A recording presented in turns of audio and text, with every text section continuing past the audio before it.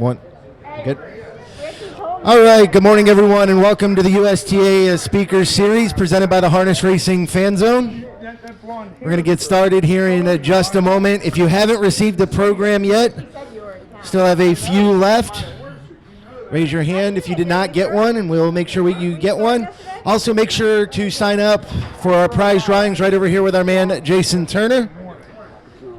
As he'll to get you taken care of, we'll be drawing some great Harness Racing Fan Zone prizes throughout the morning. Did you say something? I didn't hear you. Is there more volume on your PA? You need it, I tell you. In case I actually have to read something. Oh, it's nice of you to Yeah, Right outside. yeah. 8 o'clock. 8:02. I was chit-chatting outside for 5 minutes. I saw you. I was like, I just saw it. You're still handicapped, man. I probably should. After the shellacking you took. I took a beat. I bow. Hey, to the Wiz is kicking everyone's ass. He is. That's all right. But we're gonna have to hear about it. We should have the Wiz up here. Where should we sit where I'm sitting?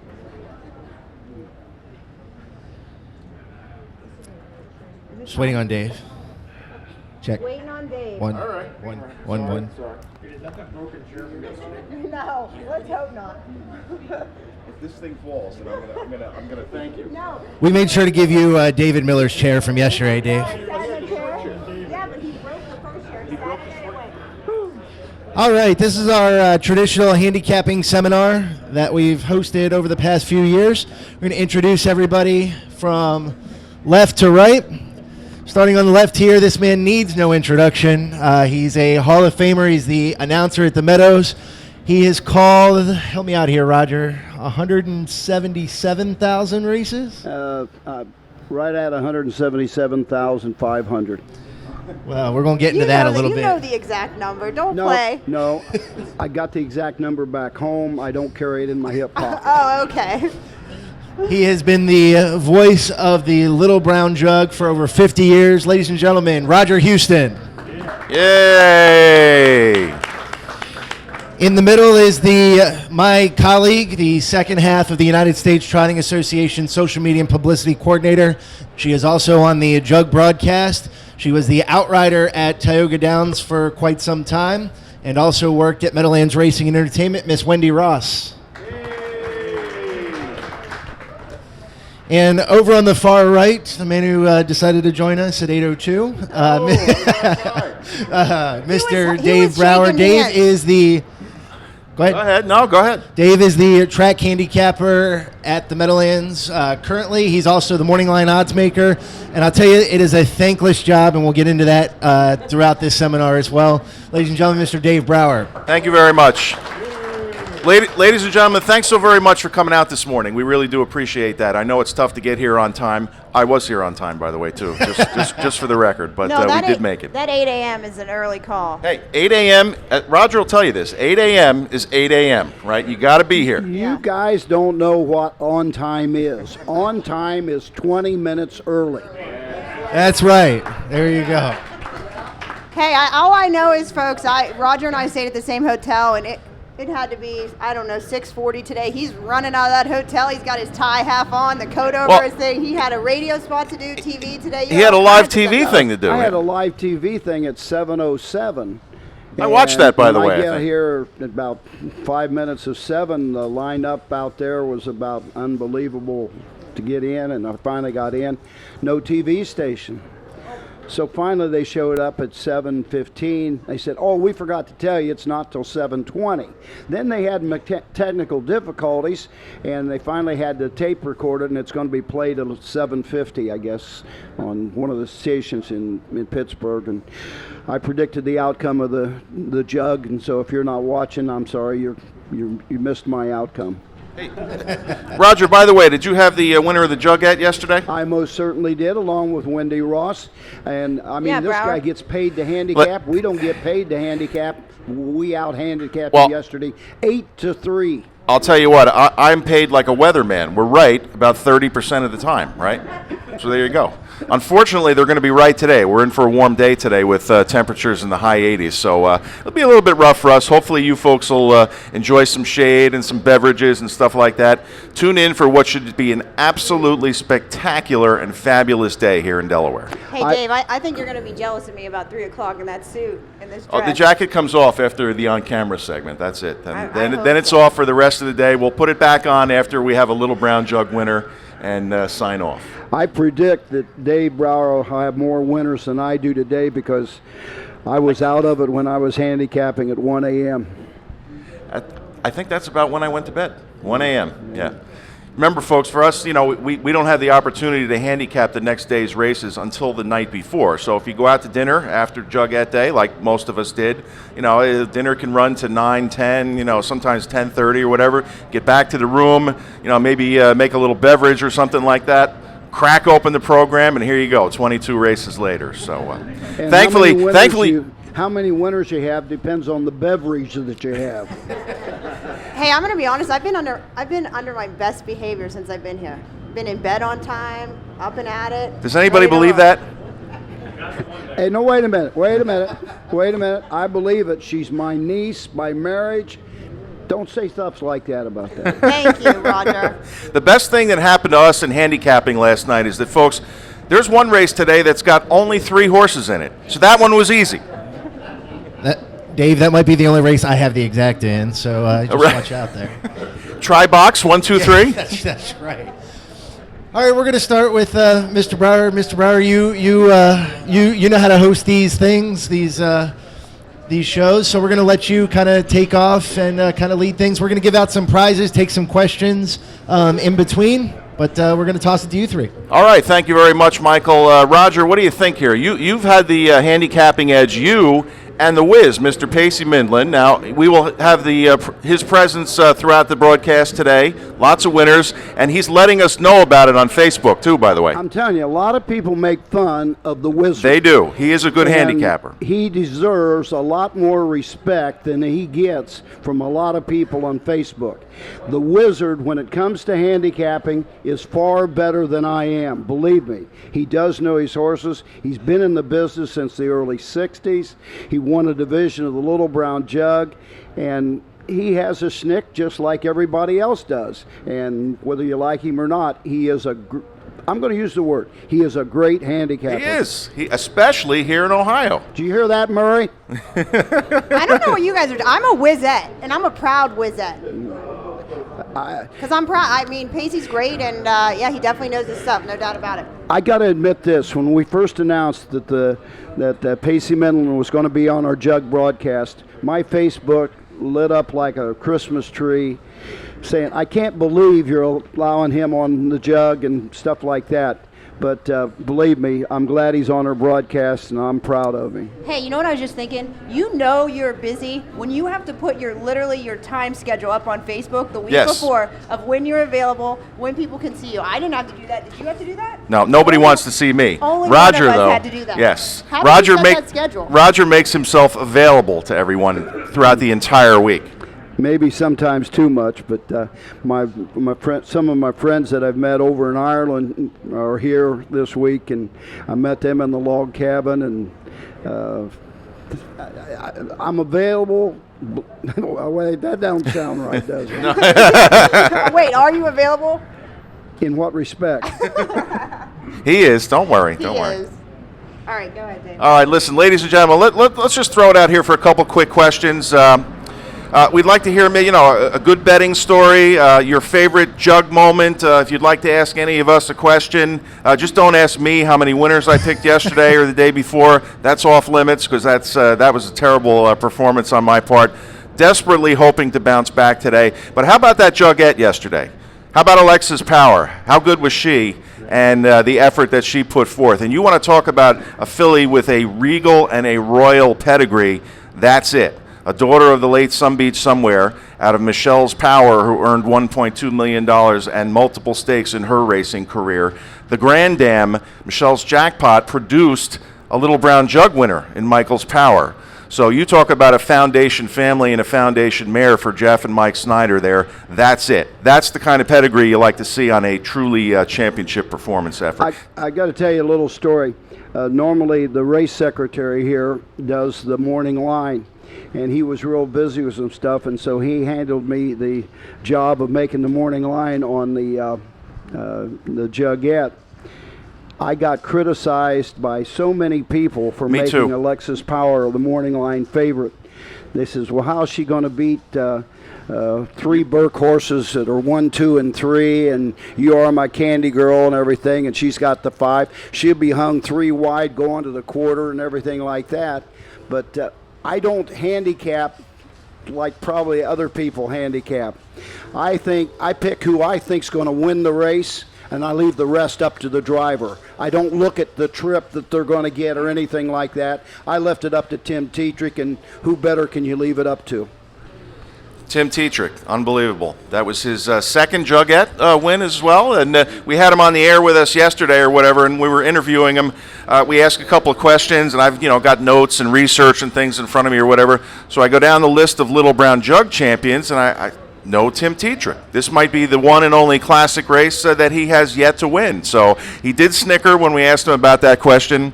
I said, well, can we turn that around and make that change? And he was very positive, as he was about the chances for Alexis Power yesterday. He wasn't having any of that pressure of facing that Burke Brigade threesome, and look how it turned out. He drove a fantastic race, and he had a filly that dug in to certainly earn that trophy. For those of you that go back, when Tim Tetrick first started here at Delaware, it was a long time before he got his first win. And I think it was because he was racing mainly on mile tracks and things like that.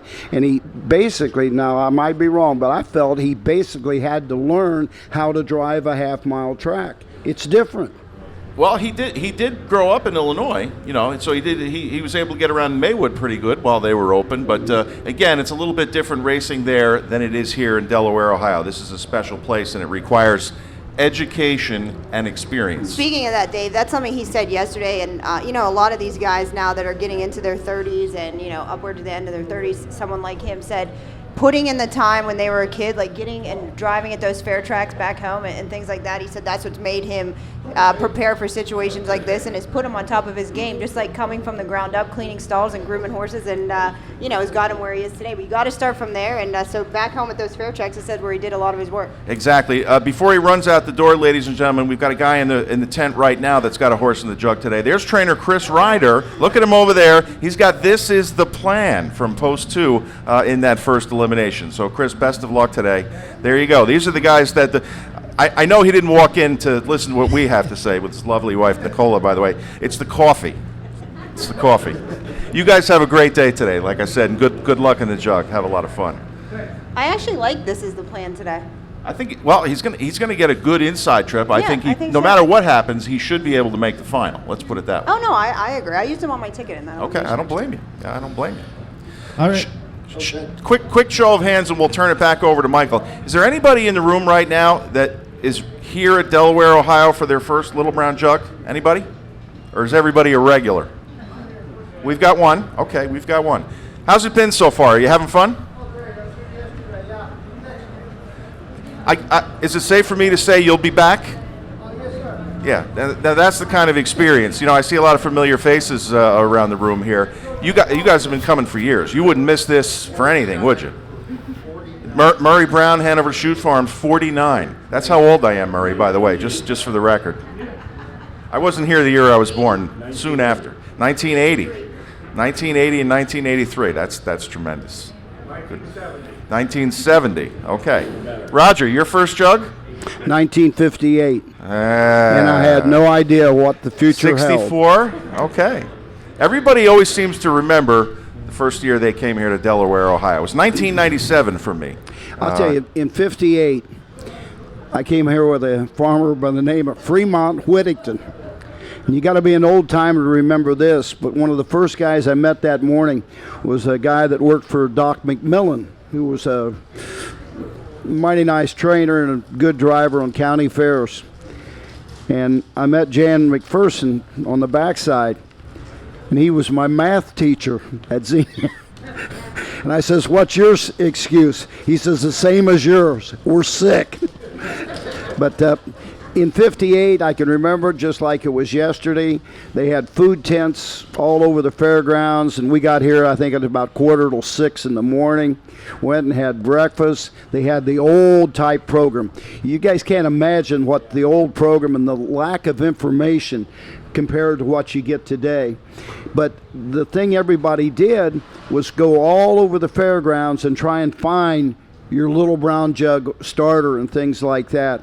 And now it's so easy with the jug barn, the jugette barn and such, but I'll never forget those early days. And then eventually 67 happened around, and I thank Charlie Hinkle for going to California to announce professional basketball for Pat Boone, because that opened the door. Hey, Roger, how about yesterday we interviewed Dylan Doherty in the Winner's Circle? Now, you said he's going to be calling races. How good was his interview yesterday in the Winner's Circle? Now, listen, I'm going to start crying Is before he the next this is Sam over. McKee? Everybody knows the story of Sam McKee. And I've always said, you never get in the way of an individual that wants to do something. Because if they want to do it, you should do everything you can to help him do it. Dylan's grandpa came to me and said, you know, Dylan wants to call races. He was 6.5 years old. At the age of 7, he announced his first race at the Meadville Fair. And I'll be honest, I had to help him. He'd never heard his voice on the PA system. And so that's the hardest thing for an announcer, to hear your own voice on the PA system. He came back as 8, and I says, Dylan, I'm not going to help you today. You got to call this yourself. The only thing I'm going to give you is the quarters. So he announced again at Meadville, did a great job. For 8-year-old now, come on. You can't compare him to anything else. This is 8. He announced at Butler, same way. I made a big thing when that horse won yesterday, but I think that horse was destined to win yesterday, regardless of the field. Because when his grandfather told me he was racing over here, I says, you got to bring Dylan to the jug. Well, his mother, who is an airline stewardess for, I believe, U.S. Air, she didn't like the idea of him skipping school. And I sent her a note. I says, don't get in his way. Let him go to the jug. And he was here yesterday. I was never more proud of a young man than I was yesterday when you guys asked him the questions and he answered them just perfectly for an 8-year-old. An 8-year-old. He had a better interview than half the drivers out here. No, I was just going to say that. He was like one of the best interviews of the day. He went on about last year and everything. The most important thing, and I don't care if Murray Brown, I'll put you as an example. If somebody is a 9 or a 10-year-old comes to you and says, hey, I want to do something in harness racing or something, don't get in their way. Help them all you can, because you never know. You never know who that youngster is or what he'll become. There you go. Yep. I want to piggyback off of that for a second. I want to piggyback off of that for a minute. Roger has known me since I started my career in harness racing. And for those who don't know, I started out as the announcer at Buffalo Raceway, about 6 years ago? And this man on the end, along with the late Sam McKee, helped me get where I'm at today. So he's right. You never know who the next harness racing star is going to be.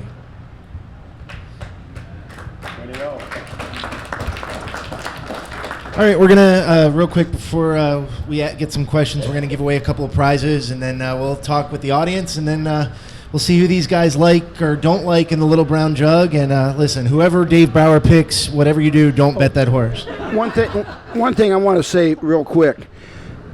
In at least the 51 jugs that I've called, I cannot remember a single Little Brown Jug that wasn't skipped by somebody to go to Lexington to race because, I want to race the Red Mile and get a record and stuff like that. Or, I don't want to race on a half-mile track before I 2 heats.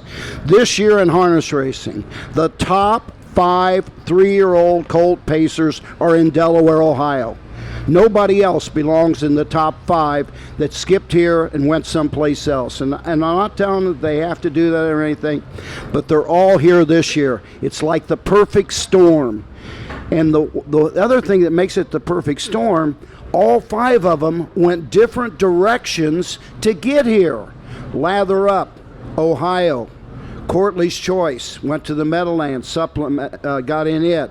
You have Stay Hungry, who has won the first 2 legs of the Triple Crown. You got West Delight is the closest one in the field probably that has gone to most of the big races. You got Dorsadero Hanover, who was basically in Pennsylvania for his most of the year. This is the perfect storm this afternoon in Delaware with all 5, and may the best horse win. You know, Roger, another point too is there's a couple colts that couldn't make it just because like their luck just didn't work out to where they weren't able to supplement and come in. So I think we could have had about 15 or 16 horses if it really could have worked out for everyone. If Jimmy Freight wins, what was it, the Cane or the Messenger? Yep. If he wins the Messenger, Adriano already had said that he was going to supplement to the Little Brown Jug. So if Stay Hungry hadn't won that, we'd have had an additional horse in here by the name of Jimmy Freight. And a lot of people think that he may be the best 3-year-old. No, they said, Blake McIntosh said the other day, if Jimmy Freight would have came, he wouldn't have brought Courtly Choice because he said that horse can smoke around a half, and he said he didn't think he could have beat him if he was here. Yeah. All right, we're going to give away a couple of prizes real quick. A couple of Harness Racing Fan Zone hats. Glenn Phillips, are you here? Glenn Phillips? Okay, we'll draw another name out. Jason, can you get me another name? No, he's over there, Michael. Oh, there he is, okay. And Donna Ritchie. Donna Ritchie. In the back. In the back. All right, keep your hands up and we'll bring you your prizes. All right, like Dave said earlier, does anybody have jug memories, questions for these guys on how to handicap this race? Anything? This guy that you see here with this hat on, he's the Chicken Man. His real name is Ray. Ray, nice to see you. Okay, thank you. All right, any questions about handicapping this race? All right, we got one here. Just a memory, no disrespect to the guy that sings the national anthem now. Is there any tape of Rocco Scotti that we could do? I couldn't. Is there any tape of Rocco Scott, I think was the name? Rocco Scotti, who sang the national anthem here? Oh, that now we're going back away. Yeah. Because Steve, I think, has done the national anthem probably for 10 or 15 years.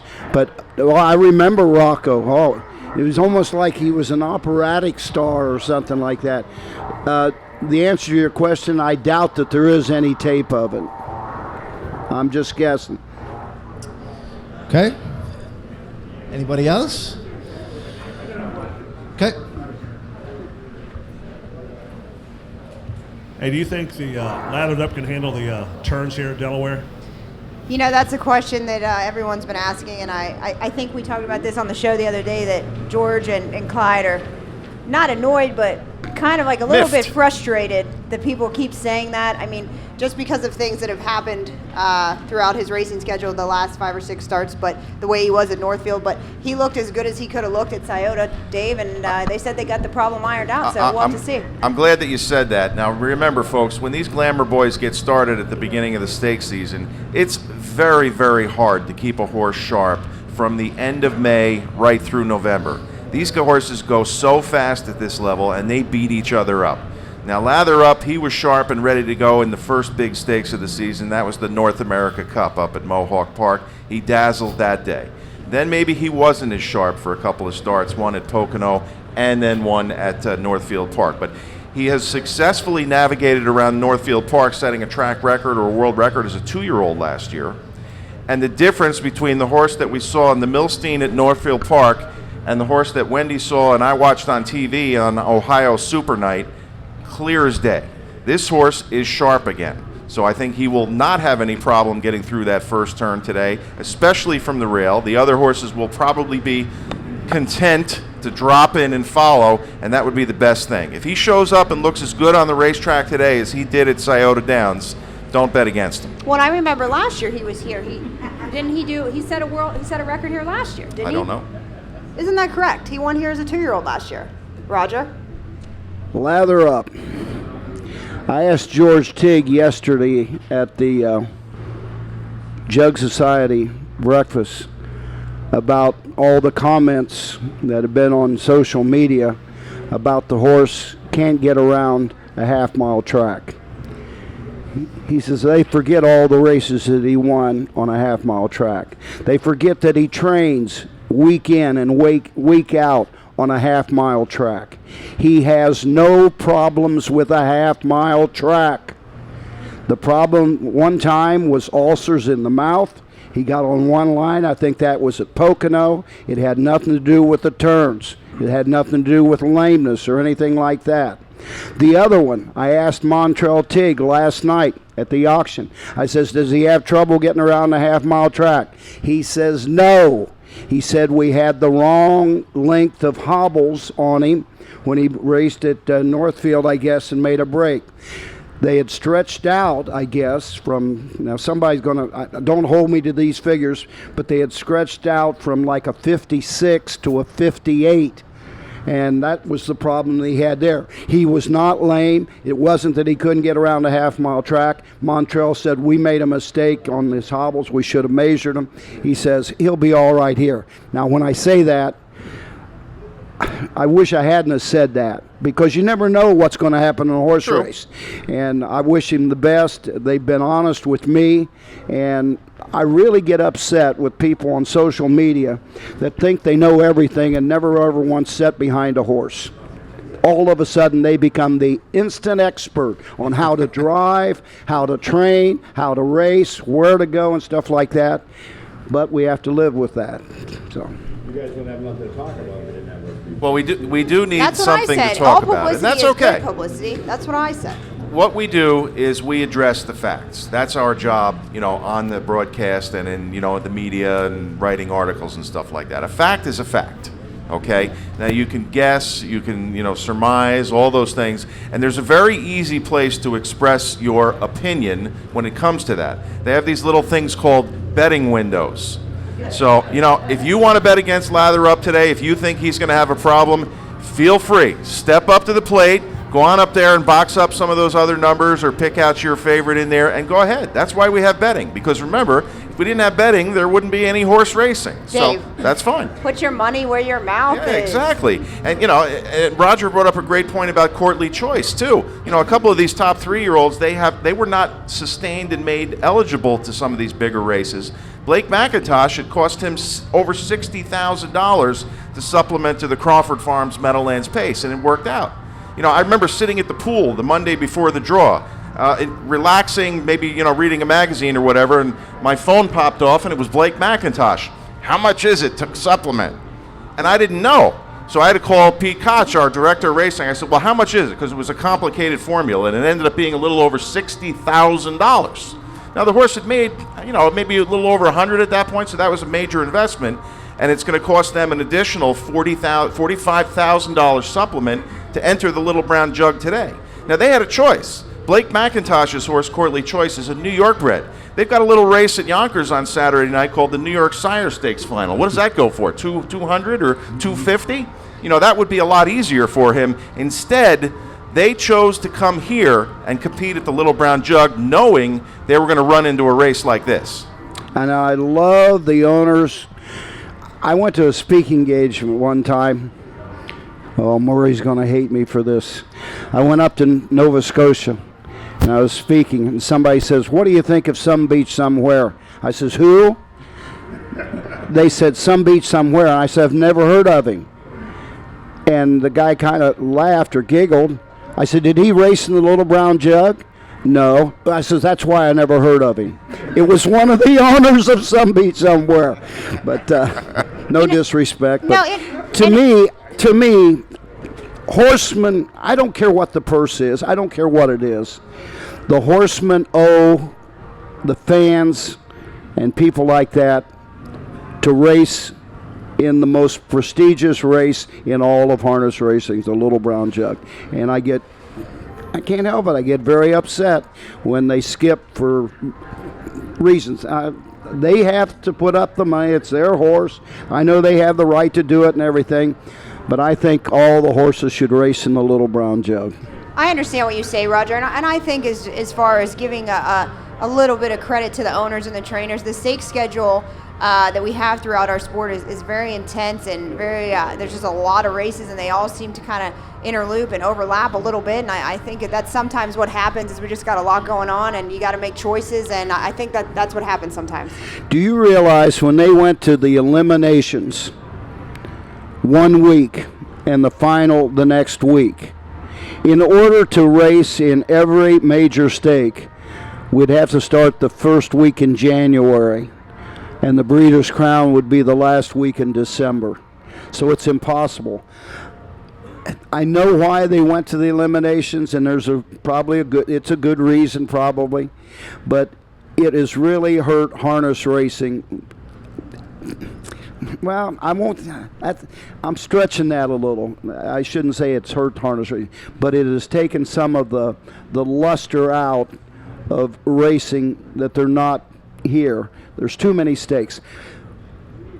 I have a suggestion, and I don't think they'll ever do it because it's just like the rules. The states can't agree on the rules of harness racing.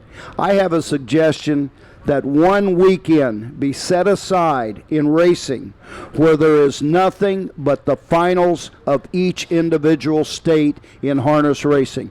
Let's say Indiana has it on Friday night. Pennsylvania has it on Saturday afternoon. Somebody else has it on Yonkers has it, New York on Sunday night or something like that. But have all those state championships on the same weekend. Now, next year, I hear that the state of Pennsylvania is going to have the final championship right on top of the Saturday after the Jug. That's a possibility. Lexington, who had their championship this past Sunday, they're moving theirs to get away from the Jug to, I think, the 29th. I think the race secretaries meet, but it seems like nothing ever gets done to improve our sport as far as scheduling goes. No, I think everybody has to work together, and that's a conversation that we've had at the USTA.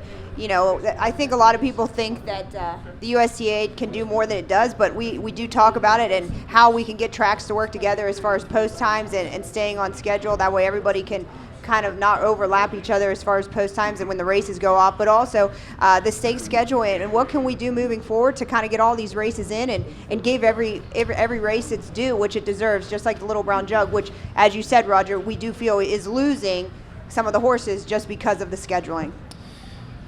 Right, some riveting conversation. Good stuff from you guys, though. That's, some intuitive thoughts for sure. Let's dive in, Dave. Let's go to the switch gears and go to the Little Brown Jug. There's 2 heats, and this question is kind of for the panel here from me. When you're handicapping 2 heats leading into a final, do you change anything when you're looking at the races? Well, when horses have to race twice in the same day, you are certainly eligible to adapt and change your opinion after watching the first elimination. I mean, we use that word heats. It's probably not really true anymore because these horses will compete in 2 eliminations, race 15 and race 16, and then the top 4 finishers from each will come back and race in the final, which is race 20 today. Whoever wins that final will be determined the Little Brown Jug champion. So you no longer have to win twice in a day. You just need to make the final and then win the final. Roger, you had the big day with Alexa's Power yesterday, so tell us who you like in today's Little Brown Jug. The horse that has a 5th gear like a Corvette.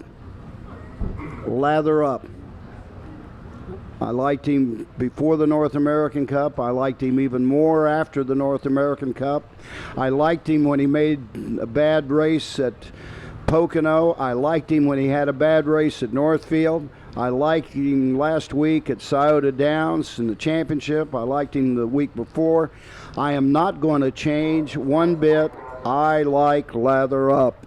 Michael, I have something to add to what you were saying about the horses with the eliminations coming back into the final and whatnot. I think nowadays the breed of the horse is just so much more advanced that in the training styles that some of these horses are coming into this race. This is the first time they face the heat situation, but I think that the trainers have them prepared. I think that the guys in this race, they know how to have the horses ready to rock and to handle this.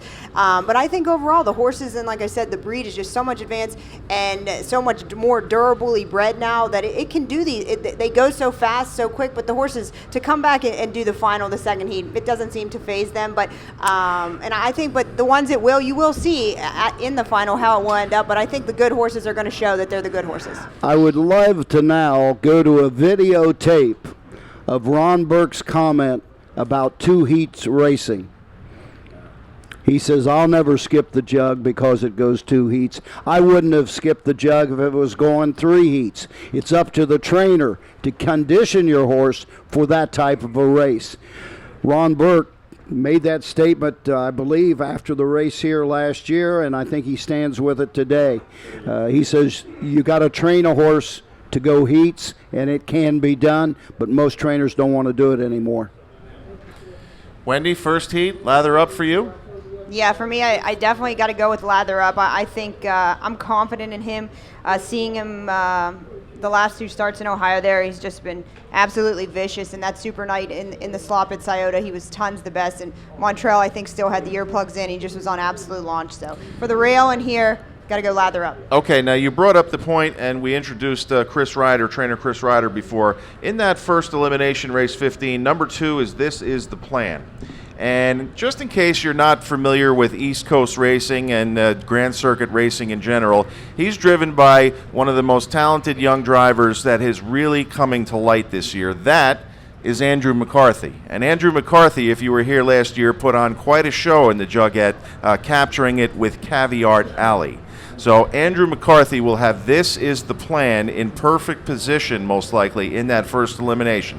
If Lather Up were to make a mistake, it will be Andrew McCarthy that the race goes through. If Lather Up paces through that first turn and is able to rate, it might be Andrew McCarthy that's sitting in the Garden 2 spot. So make sure you use This Is the Plan on your ticket. This is what I like about these 2 eliminations. You do have the couple standouts in these eliminations, but there's a lot of talented colts mixed in here that are, some of these colts are due to have their day, and I think it's you can use them, and you can use them in your ticket to have a lot of value, because people are gonna be hammering down on the favorites in the first elimination. They're gonna be hammering down on Lather Up, probably done well, and maybe but you're going to get a little price with West Delight there on the end, and like this horse, the 2, This Is the Plan, for Andy McCarthy, Chris Ryder. I think you're going to get some value, that you're going to be able to throw some value into your ticket using him with Lather Up, and I think that's what makes these 2 eliminations so unique. Yeah, the one other entrant in that first elimination that we'd like to talk about is number 7, West Delight. No luck from the post gods, and that's happened. But here's the situation with this horse. This horse has changed hands. One of the wonderful new owners in the group are Al and Michelle Crawford. They finished second in the Little Brown Jug last year with Funk and Waffles. Of course, Filibuster Hanover won it. And Michelle talked to me, actually literally during Hamiltonian week or whatever. I don't have a jug horse this year.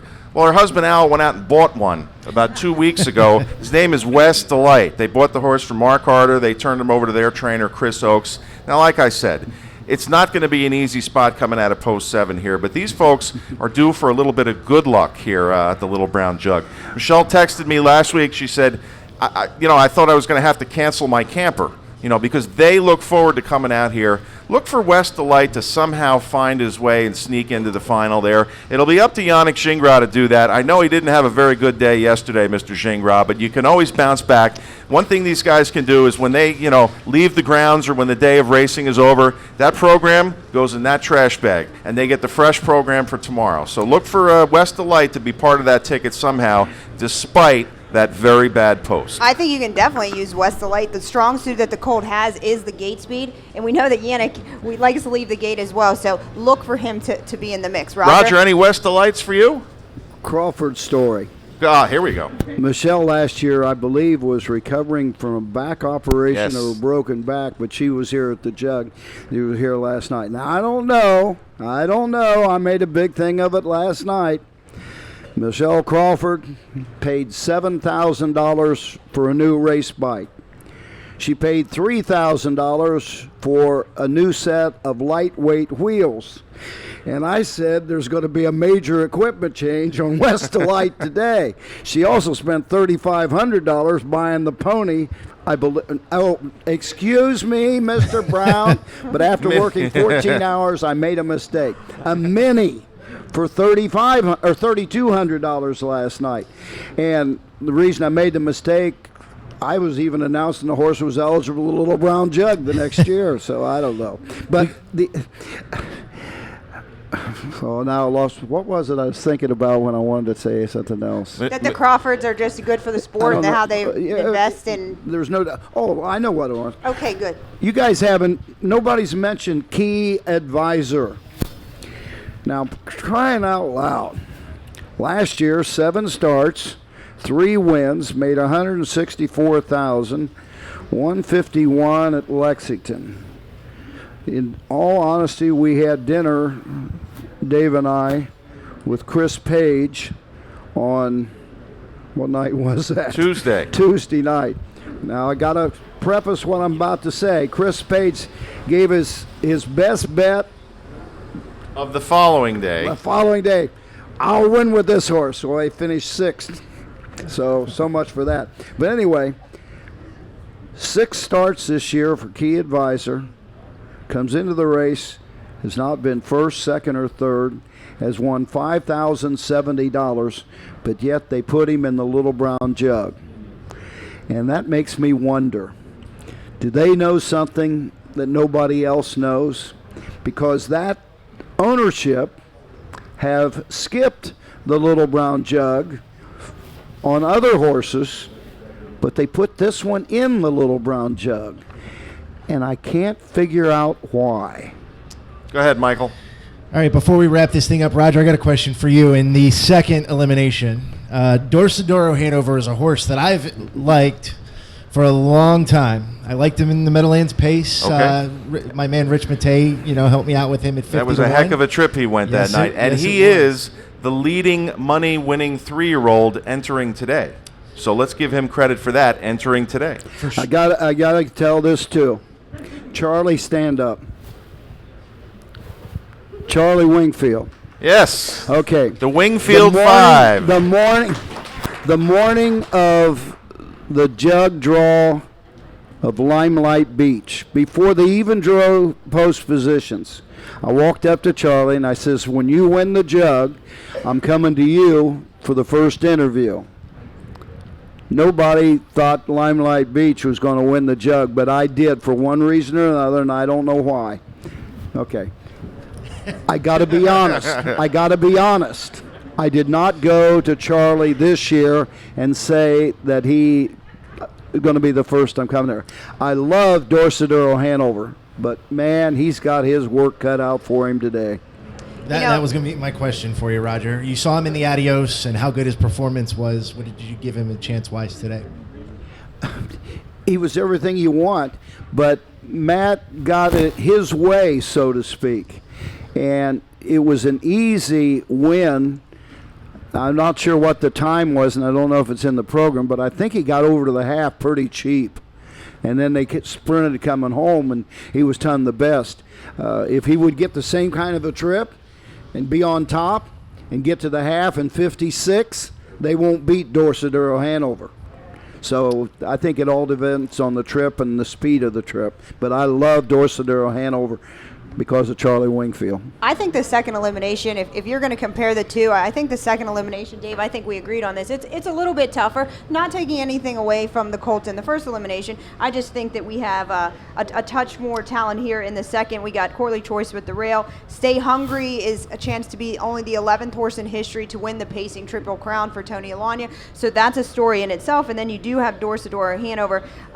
For me, Corley Choice in that second elimination, Dave. Yeah, we didn't even get a chance to talk about Stay Hungry, and he certainly deserves a moment or two of our time here. The last pacing Triple Crown winner was 15 years ago, back in 2003, with no pan intended. It's something that, it doesn't carry quite the glamour title as it does in thoroughbred racing, but still it is an accomplishment nonetheless. Stay Hungry is a very, very good horse. He won last year's season-ending Breeders' Crown at Hoosier Park. I was there to see that. He He was named the Canadian O'Brien Award winner, champion 2-year-old pacer, which I think he did deserve up there. He has gotten very, very good for one of the sport's hottest trainers right now. You know how these things runs in streaks. Nobody can beat anything trained by Tony Alagna at the moment.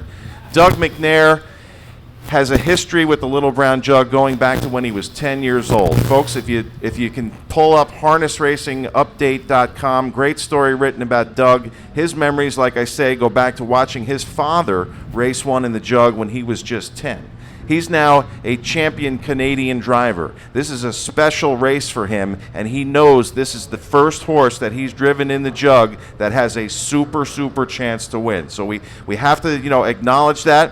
He's in the tougher elimination. He'll have to do it from post 4, but he's got a great chance. Well, speaking of Doug McNair, he is in the 9 o'clock session. So if you're here now, if you want to take a little break, then come back at Doug. You'll have Doug McNair, Yannick Gingras, and who's the other one? Oh, Tony Alagna for the 9 a.m. So, yeah, make sure you stick around to talk with them. I want to say one thing. If everybody is correct, and I'm not going to disagree with them, that the first division is easier, Lather Up kind of stands out and all that stuff. If Lather Up wins the first division, he's also going to have an extra half hour or so to cool out for the second heat. If the second division is as tough as everybody says it is, and I agree it is tough, there could be one humdinger of a horse race in that second division, and the question will be how many of those horses that come back for the second heat are going to have anything left after a tough first heat.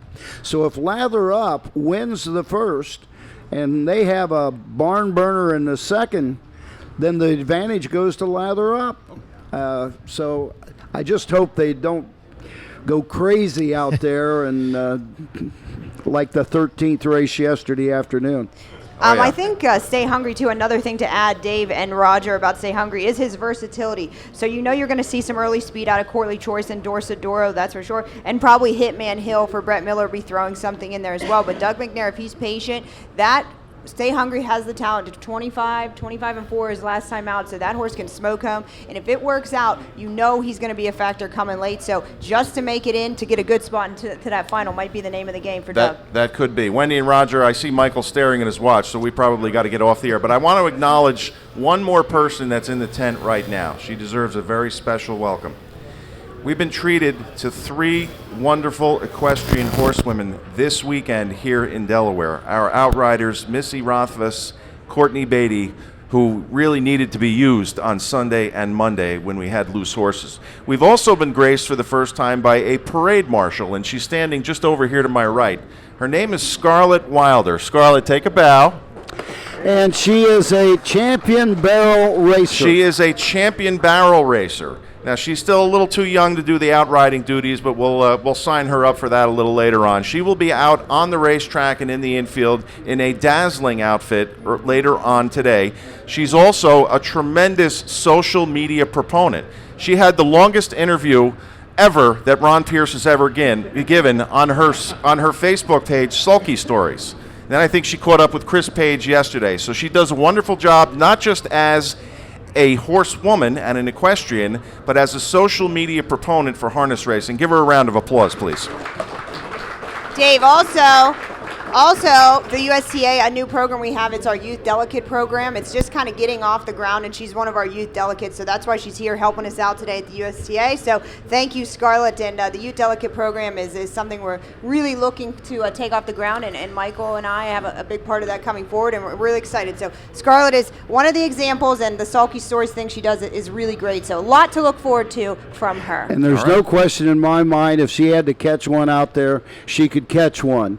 But we won't let her do it yet. They won't. Next year, they don't maybe. want her to do it yet, and I don't think she feels that confident yet. And that goes back to my original statement. When somebody wants to do something, don't get in their way. Give them all the encouragement in the world. All right, guys, let's give it up for Roger Huston, Wendy Ross, and Dave Brower. They'll be up here for another moment or two. Come up, shake their hand, and say hello. And the next segment will be at 9 a.m.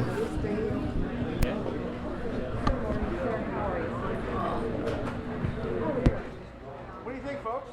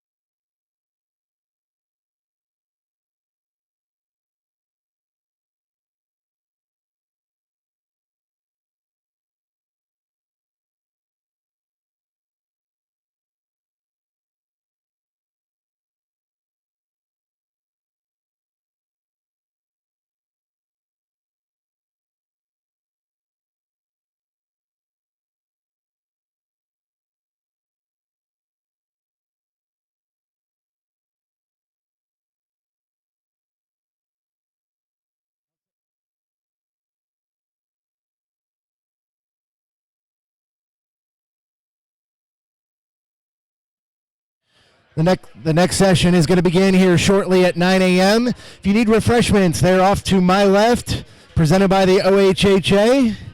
Also in the back is the HHYF, the Harness Horse Youth Foundation. Stop back and see them as well.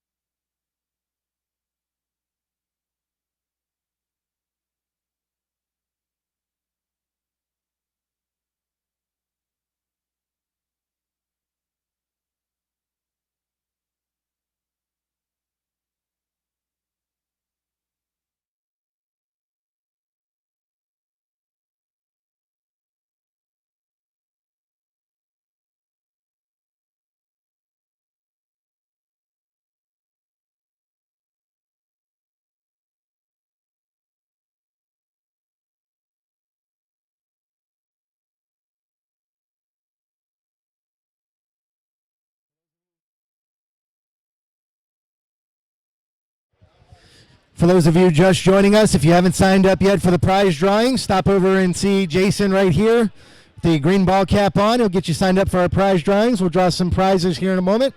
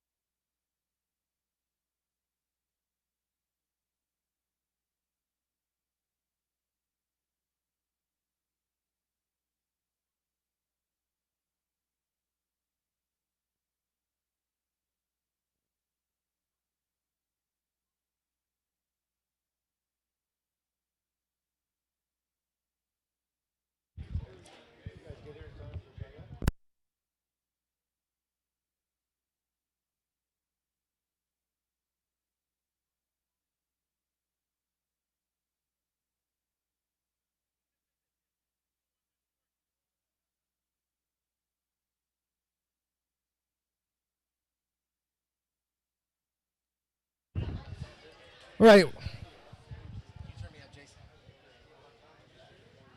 Thank you. Should be on. There we go. All right, we're going to go ahead and begin the 9 o'clock segment. If you come in and take your seats. See you later, brother.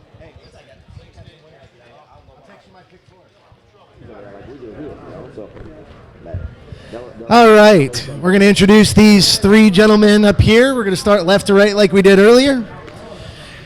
We're going to start off by introducing this young man on the side here. And listen, he has had no short of an amazing career thus far. And for those who haven't read the news, Yannick Gingras will be headed to Sweden to represent the United States of America in the World Driving Championship. So Yannick is headed over, I believe it's in May, right, Yannick? It's going to be in May. Yannick is the defending Little Brown Jug champion with Filibuster Hanover. He won with Limelight Beach. He has over 6,800 wins. Some Limelight Beach fans in the group, huh? And has $164+ million in earnings. Ladies and gentlemen, Yannick Gingras. In the middle, I don't know if we want to talk about this guy too much because he's had champion racehorse after champion racehorse after champion racehorse, from He's Watching to Captain Treacherous, and now he goes for the Triple Crown.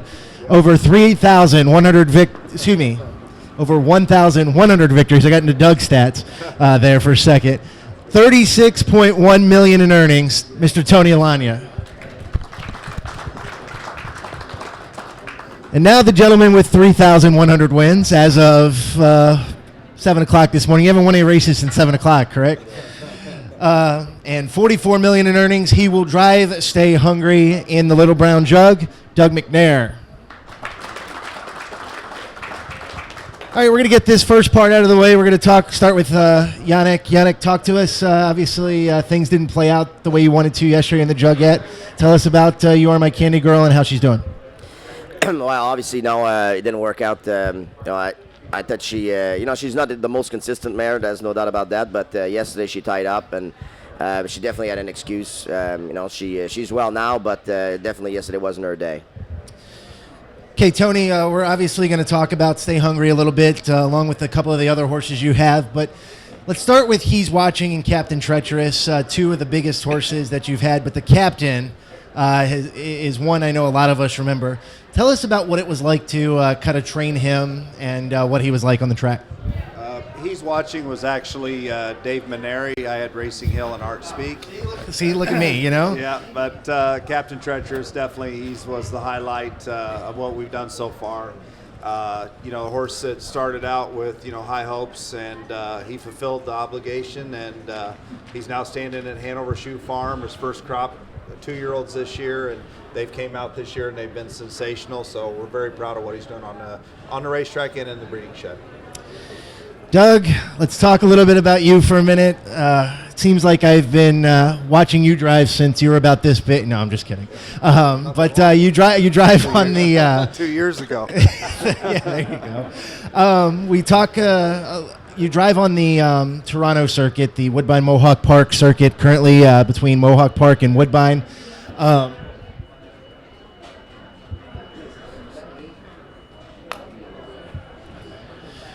Okay, we're going to get back to that now. You drive on the Woodbine Mohawk Park circuit. Tell us a little bit about what that's like and, what the conditions are like up there. Yeah, it's definitely the top circuit up there, and it's there's a lot of good drivers and good trainers and horses. So, it's tough to race night in and night out, but you learn a lot. All right, guys, we're going to dive into the Little Brown Jug eliminations now. And, Tony, you've got a handful of horses. I kind of feel like you're going to be saddling a ton of them coming up in the Little Brown Jug. But let's first talk about Babes Dig Me. Was third in the Simcoe at Woodbine Mohawk Park. Was fourth, but coming in the Messenger Stakes. Didn't put in that bad of an effort. Tell us a little bit about Babes Dig Me. Yeah, I like the horse a lot. He's been consistent. I always have told my partners he's about a 16th away from being a good horse. He just needs a little bit more finish to him. When Yannick drove him the other day in the Simcoe, Yannick and I both believed he should have been at least second. So we made a bridle change based on what Yannick said, and then Yannick drove another horse today. So, I hope he made the right decision. I hope that bridle don't work. We'll talk. Actually, you know what? That's good. That's a good segue question, Yannick. Yannick, you've had to make a lot of choices during your career, and obviously, I'm not very good at it. But what goes into making a driver's choice? Obviously, a few years back, you had to choose between two very talented trotters in Pinkman and Mission Brief. What goes into a driver's mentality when they're trying to decide, okay, I'm going to drive this horse over this horse? Well, Pinkman and Mission Brief, that was, I told them both, Ronnie and Jimmy, that day that I was going to pick. No, I knew they were going to be in different elimination, the Woody C. Campbelltonian's elimination. So we knew that part to begin with. And I told them both that I'd drive the horse that I thought was best in the first seat. Mission Brief went through the wire with the plugs in, and she was so good that day. I just figured if I could just keep her trotting through the first turn, that she was going to win. That's how confident I was in the mare, and that's what I picked. That's why I picked her. And again, like I said, I'm not very good at making picks, so I got beat. But most of the time, I just try to pick the best horse, or the horse that I think is going to do the best that day.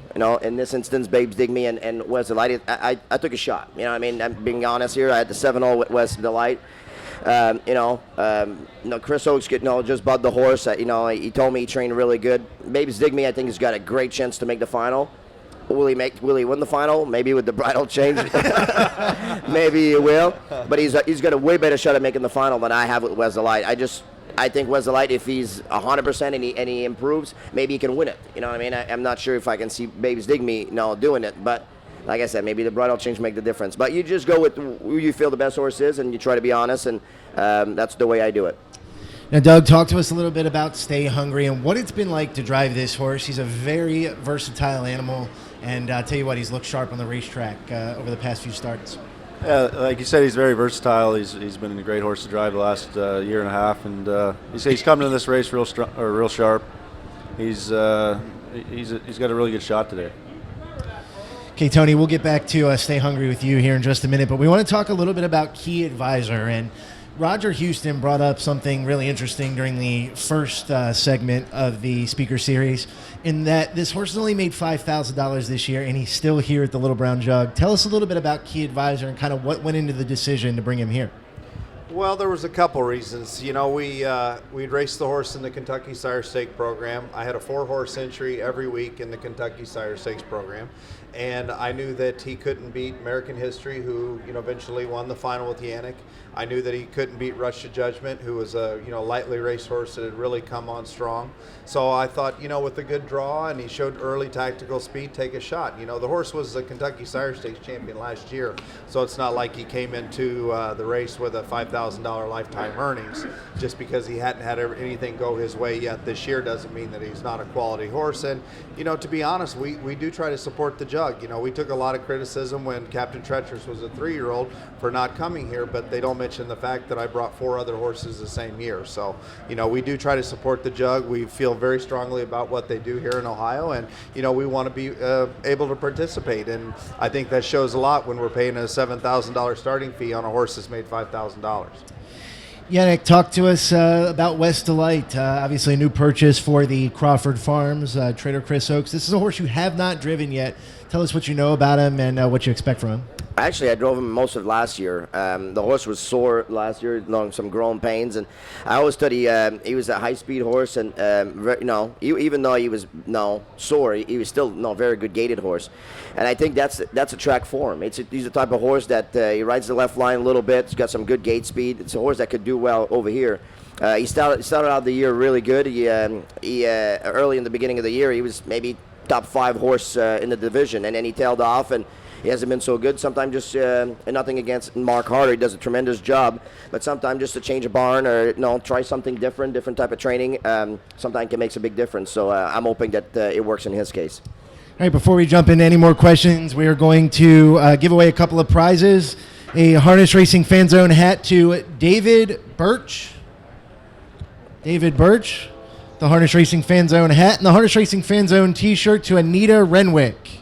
Anita, are you here? All right. So we'll bring you guys a couple of prizes.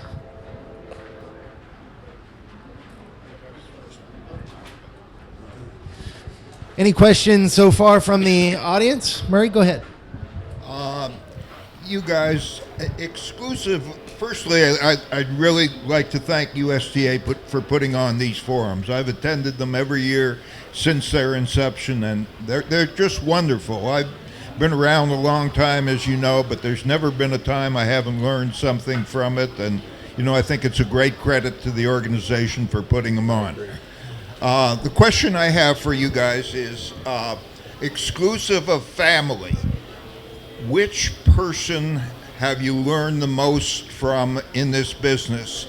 And also from the 2 drivers, if you have, who of your pattern you're driving after?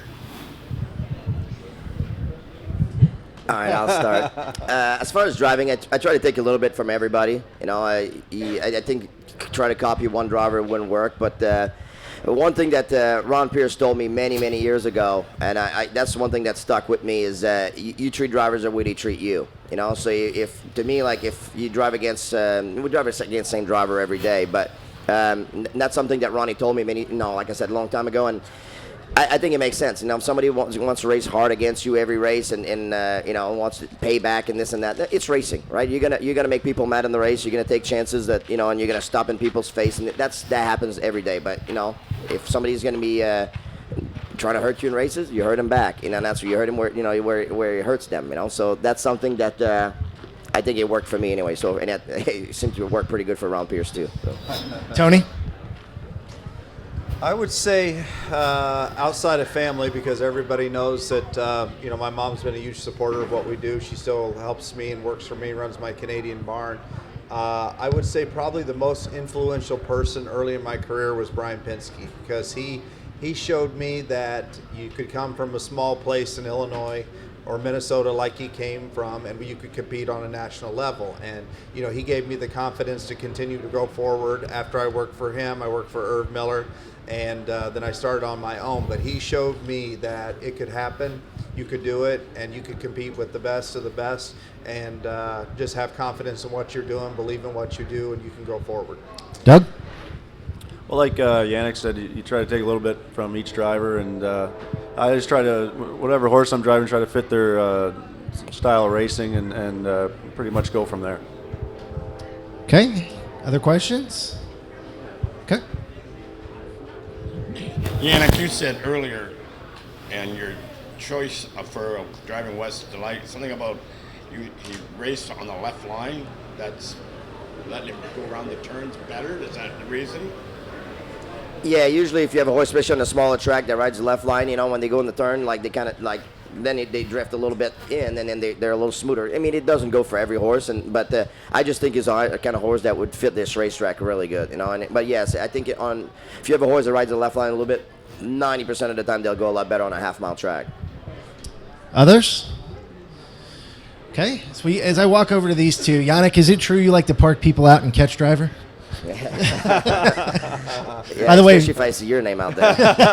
By the way, for those who don't know, that is a harness racing app video game that is now currently out there, and I like driving against my man Yannick, even though he likes to park us out sometimes. So, a couple questions. Monsieur Gingras, how good is Lazarus, the New Zealand horse, please? Merci. Yeah, absolutely. He's been a little sick, so that, it's hard to say the last couple start. But when he qualified, I was very impressed with him. And the first time he raced in Indiana, he was tremendous, I thought. First start, 6 months off of one qualifying mile 48, 26 the last quarter, and he was so good. When I raced him in the Canadian Pacing Derby, he did not have nearly the same fight in the stretch as he had in Indiana. When I raced him there, he just felt like a horse that anytime the horse would get close, he'd just go faster and faster, So hopefully he bounced back this weekend. I thought last week it was a good effort from him, but I think I'm hoping anyway, and I believe it, that the best is ahead of him, until the end of the year, as long as Jimmy can keep him healthy. Tony, I have a question. There's 7 Sun Beach somewheres in the jug today in the 2 eliminations.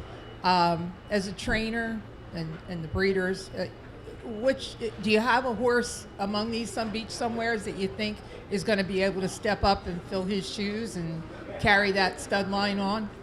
Well, I believe, and I don't say that because I trained him, but what he's accomplished so far this year, I believe that, Captain Treacherous is definitely the heir to the throne.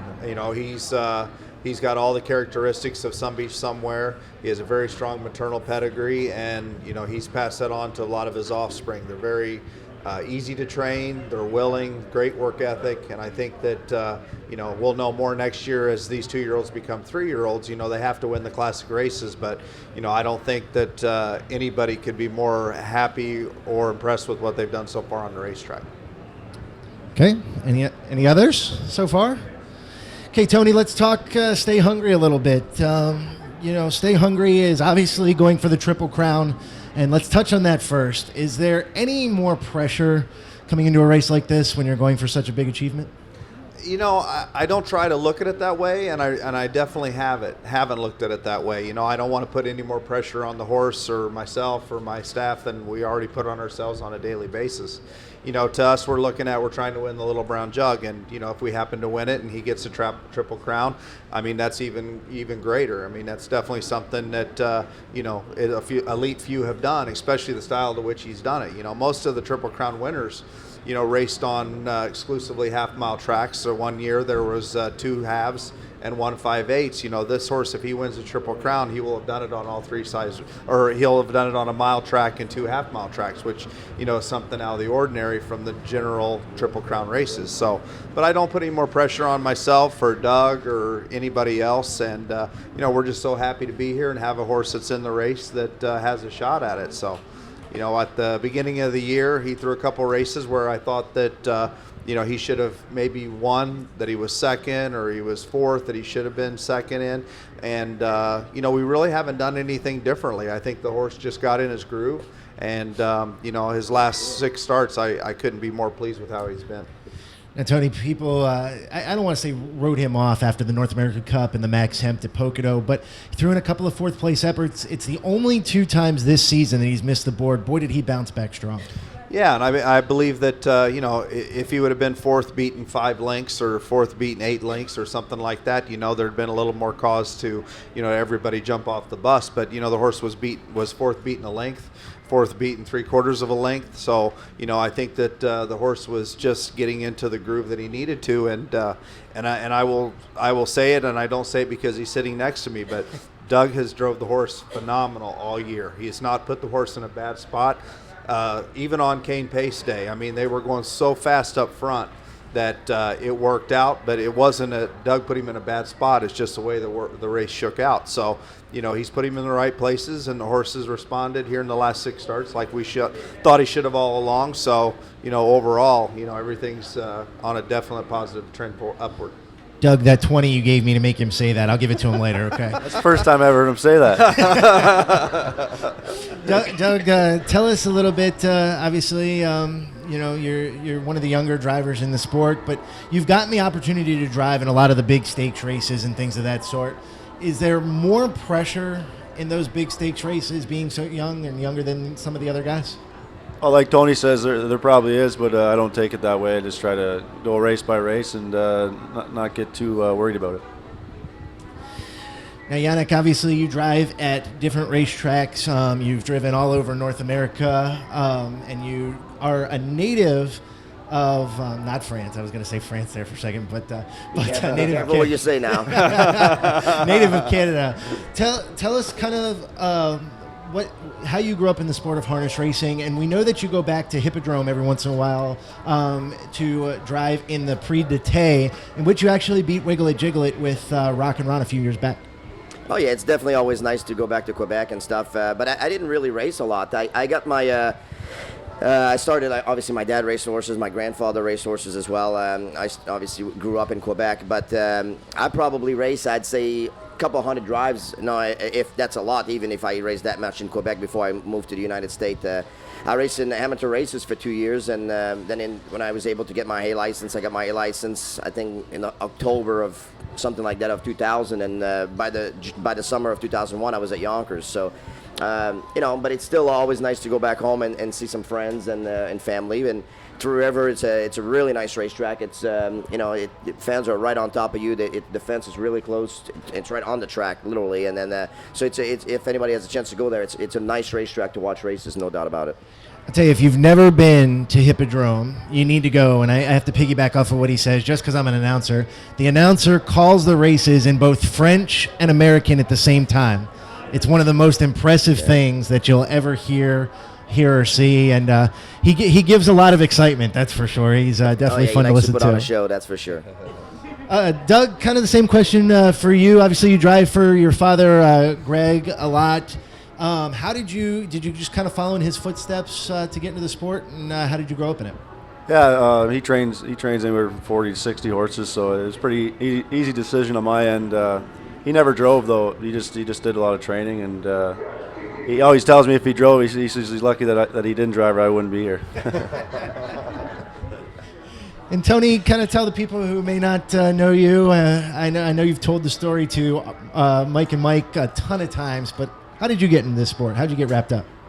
I come from a small town in Champaign-Urbana, Illinois, and my parents, they met when they were both working for a gentleman that trained at the fairgrounds, and so they got married and started training horses. So it was a natural progression to get in the business, and spend every summer vacation, every afternoon after school, every weekend, and I've always done it for the love of the horse. There's a lot of ways to make a living in the business, but I always did it for the love of the horse. And a story that my mom always loves to tell to embarrass me is we had this filly that I just thought was the greatest thing that ever lived, and she was worth about $500. And I took care of her every day after school. I did everything with her, and my mom went out there one day to train her to the race bike, and she hit her knees. I mean, she was just awful, but I thought she was the greatest thing ever. So she's out there training her to the race bike one day, and she hooks a knee boot, and she falls down with my mom training her in the bike.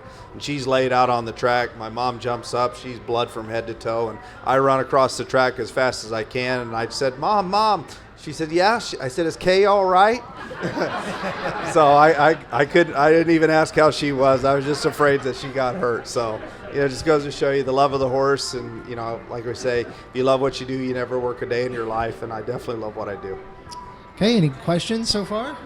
More questions? All right, Tony, I'm going to toss this one to you. The maturity of a horse even from a yearling to age 2 and then to age 3. Kind of tell us what that is like. Obviously, I know that could be frustrating sometimes, especially if you have a champion 2-year-old that didn't necessarily mature into the best 3-year-old. Tell us kind of what that process is like and what you look for when they mature. Well, I always follow an old adage that people always told me, and I believe that Myron Bell's the one that brought it back into our circle, was the best thing about a 2-year-old is they become a 3-year-old. And even though you want a horse to, achieve what he can at 2, if you do the right thing and the horse has ability and you don't beat him up too much at 2, chances are you're going to come back and have a nice 3-year-old. Now, some of them are going to be what they're going to be right off the bat, but, I can go down through the list of horses that I felt like we were patient with. We knew they had ability. We raced a little-known trotter as a 2-year-old that made $9,000, and we held him over, kept him over at 3, and he ended up being a horse called My MVP, who was 3rd in the Hambo, won the Kentucky Futurity, made $800,000 at 3. So, we didn't abuse him at 2. He was very immature. Racing Hill made $150,000 as a 2-year-old and $1.7 million as a 3-year-old, and stands here in Ohio as well. So, those were horses that had ability but just needed a little bit of time. And, my dad always used to say to me when I was a kid, he said, patience is a virtue of the Lord and all good horse trainers. And if you remember that and do the right thing, chances are at the end of the day, the horse will become what he should be to begin with.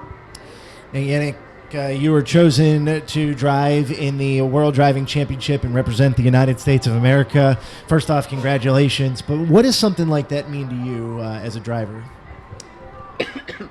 Well, it's definitely an honor, no doubt about it. There's only one driver that gets asked to go, and I've been racing. A lot of people, of course, I'm Canadian, right? So I've watched on social media the last couple of days, and I catch a lot of flags, and then USDA as well. But I've raced all my life here in the United States. Like I said, I raced maybe 6 months in Canada before I moved here.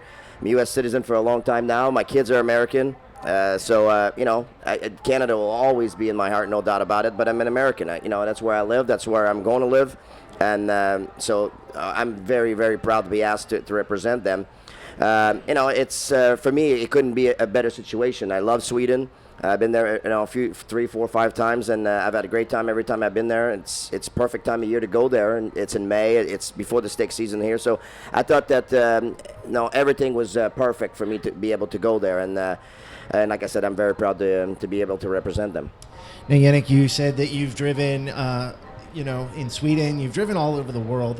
What is the biggest difference driving internationally than, say, driving in Canada or the United States? Well, honestly, no offense, but it's the fans. And it's no knock on the American fans. They're just not as aware as they are there. It's and if you go to Sweden, they have they have soccer. Obviously, they have hockey, and then they have horse racing. Everybody knows about horse racing. You go in the newspaper, their front page of the newspaper, like it's one of their national sport. And you go to the racetrack, they're a fan of the horses. They know the horses. They are so much more aware of our fans here.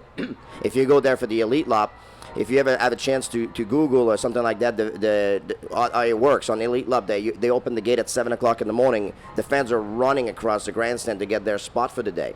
And the races start, at 11 o'clock in the morning, same way as they start here. The fans are cheering. They're partying, but they're cheering to the horse.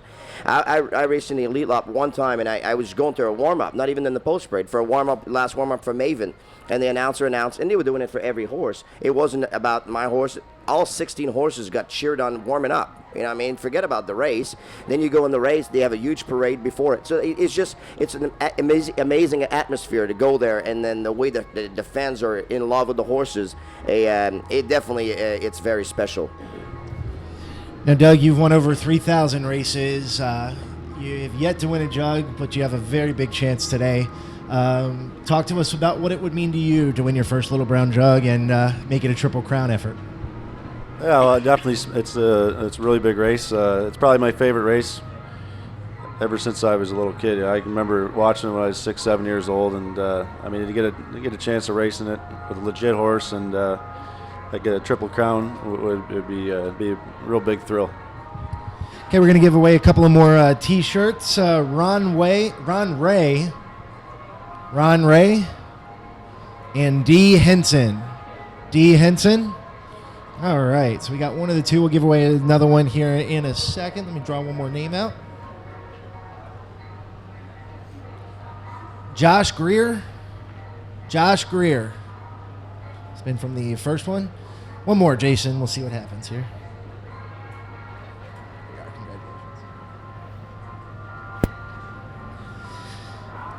Jane Galliers. Jane Galliers.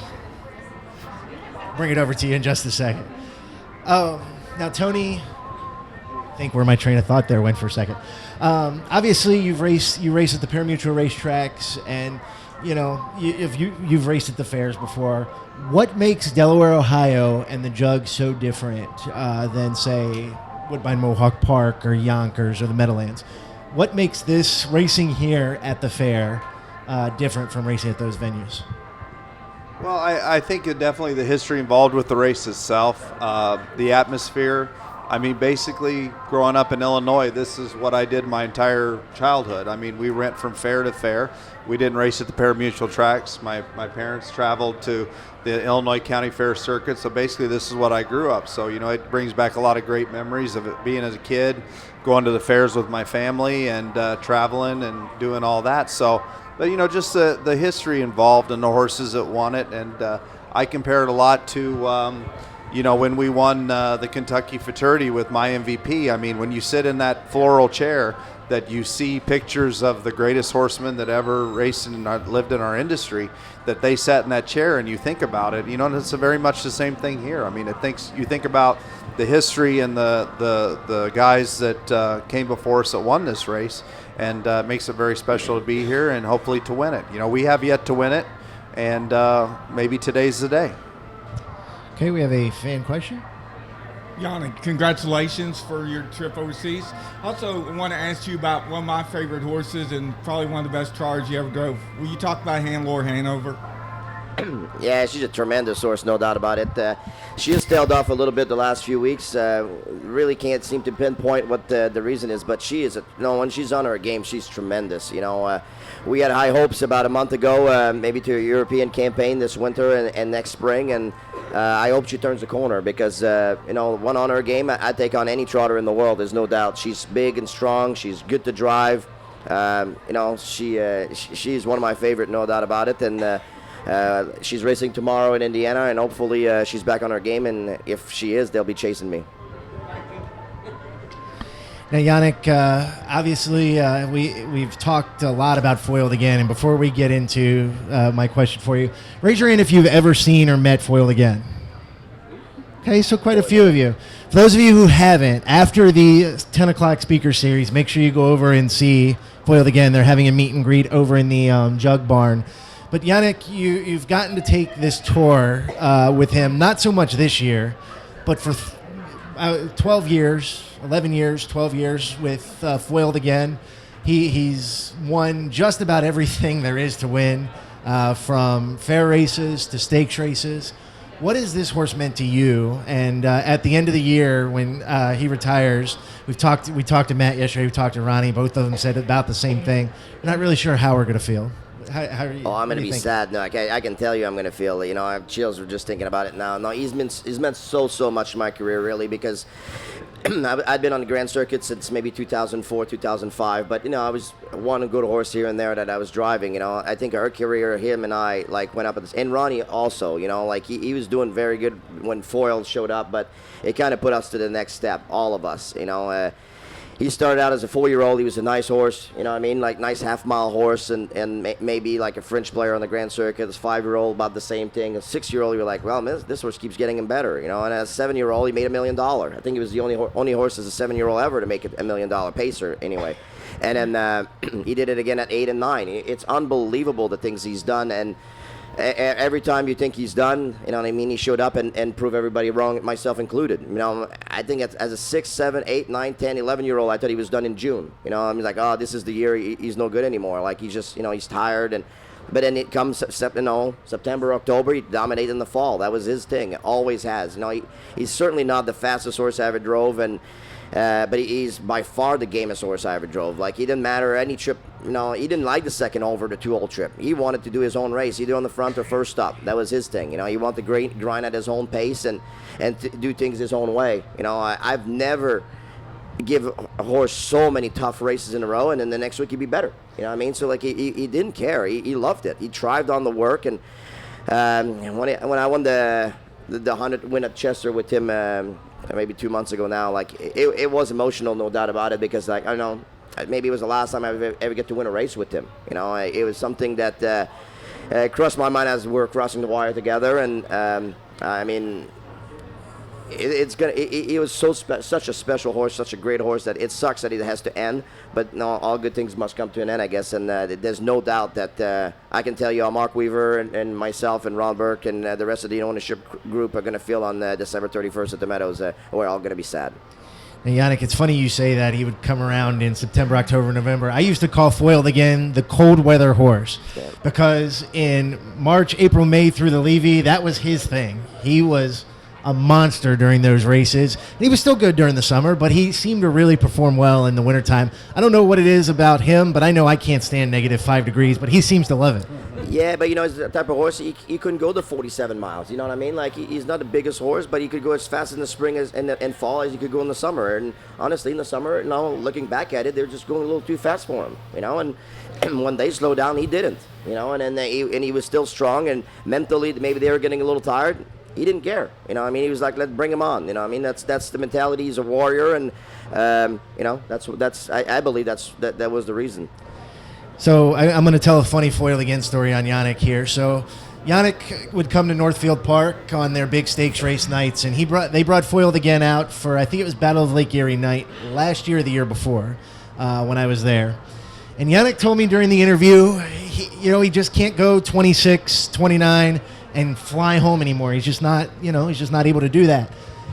He's got to go 28, 28, 28, 28. Well, when his race come up, he went to the lead. They went to the quarter in 28, half in 56, 3/4, 28 seconds later, and then coming down the stretch, I think it was 28 again. So it was incredible to know, to see the relationship these guys have with these horses. But Yannick knew. He knew he could go 28, 28, 28, and he did that night. Yeah, he sure did, but that's what it is. He just can't. No, now, of course, he's older and all that, but he just can't go the fast mile anymore. But he's just as game as he always was. There's no doubt. Okay, we're going to be wrapping things up here in a couple of minutes. Any questions from? Doug, is there any extra incentive to win a jug because Little Z's already done one? Yeah, that's for sure. Good question. Yeah, that's a good question. Oh, it definitely makes me want to win it more, that's for sure. A lot of guys I drive with, Jody and Mark's won it, so it'd be a great race to win, that's for sure. Any other questions?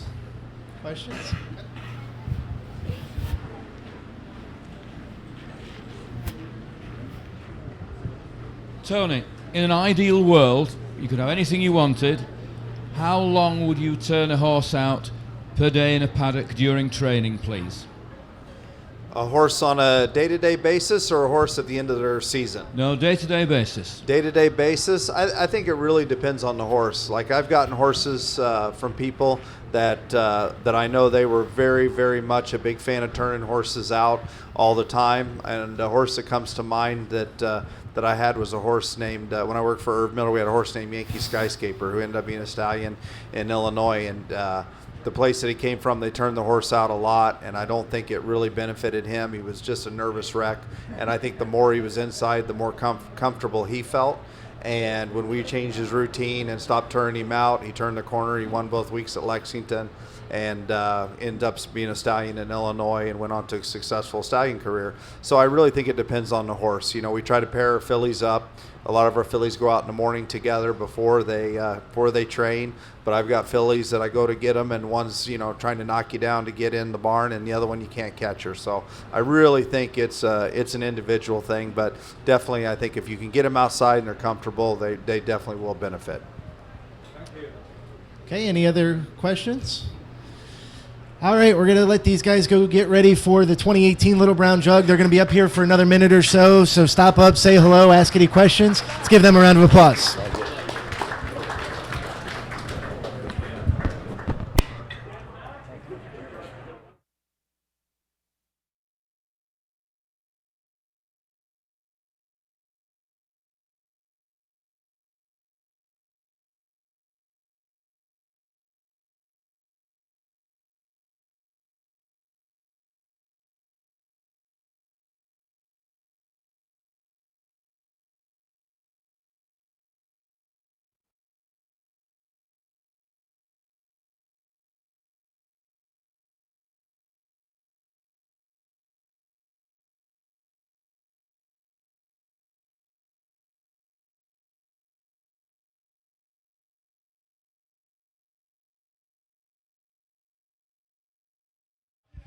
Don't forget, coming up at 10 o'clock is Hall of Famer John Campbell.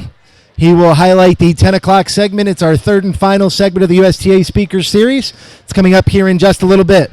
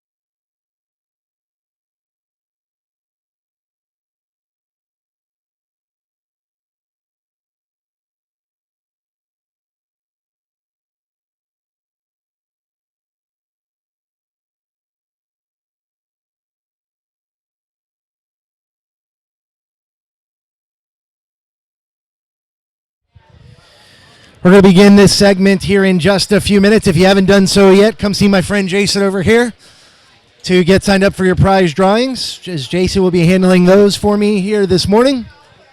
We're going to be seeing John Campbell here in just a little bit as well.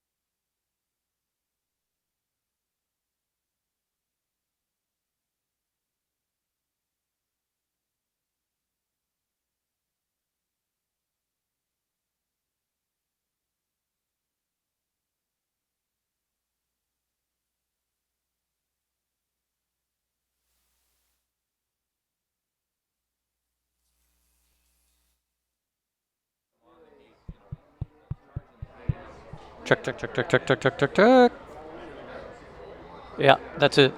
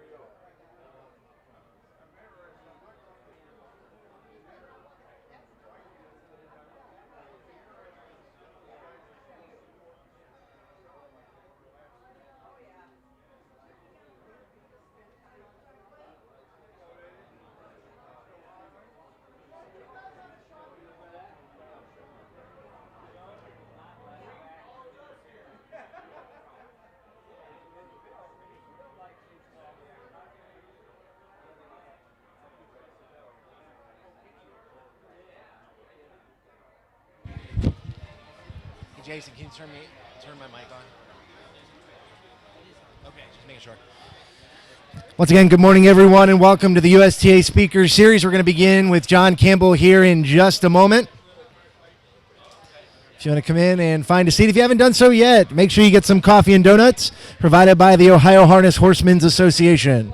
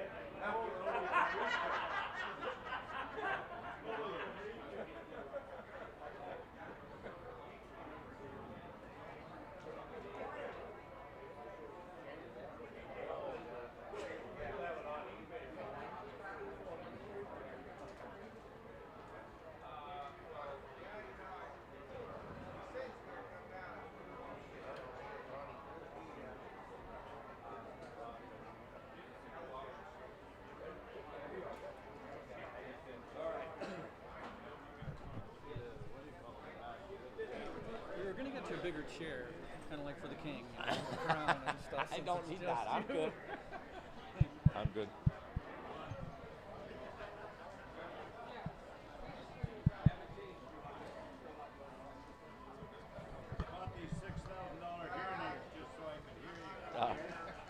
You might be disappointed. All right, good morning.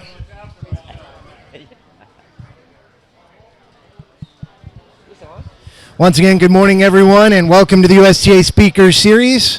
Our 10 a.m. session is with a man who needs no introduction whatsoever. Is this on? Can we check John's mic, please? Yep. Try Hello. I don't think it's on, is it? 1, 1, 1, 1, 2, check. 1, 2. Is it on? Okay. Is John Campbell. He's the president and the CEO of the Hambletonian Society. He also used to drive for a long time.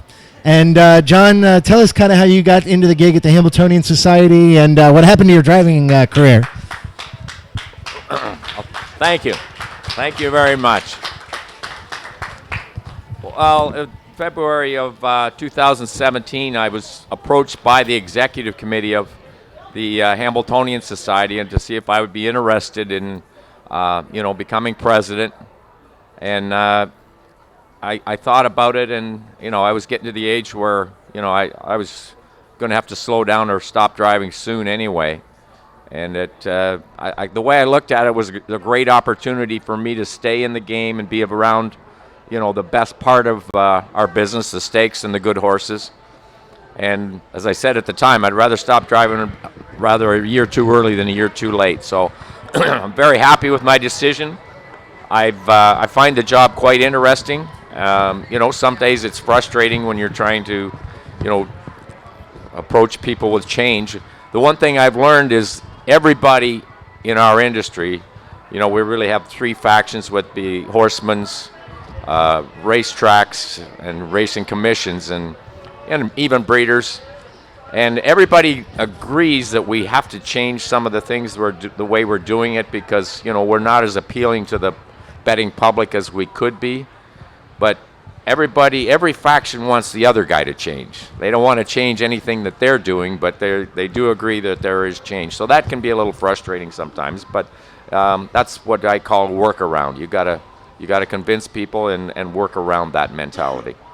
Now, John, we're going to talk about some of those changes here in a little bit, but one kind of news story that sent shockwaves through the industry this last month or so was this new $1 million race for 2-year-old trotters coming up at the Red Mile, and we've recently found out that it's going to be kind of like the Pegasus World Cup, where you have to pay for a slot. Talk to us a little bit about that.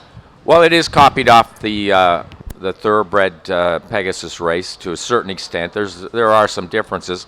I can't take credit for coming up with the idea. Eric Cherry, one of our bigger owners in the industry, approached me with it a couple years ago. This is before I even thought about coming to the Hambletonian Society, and he said, "I think our business can support something like this."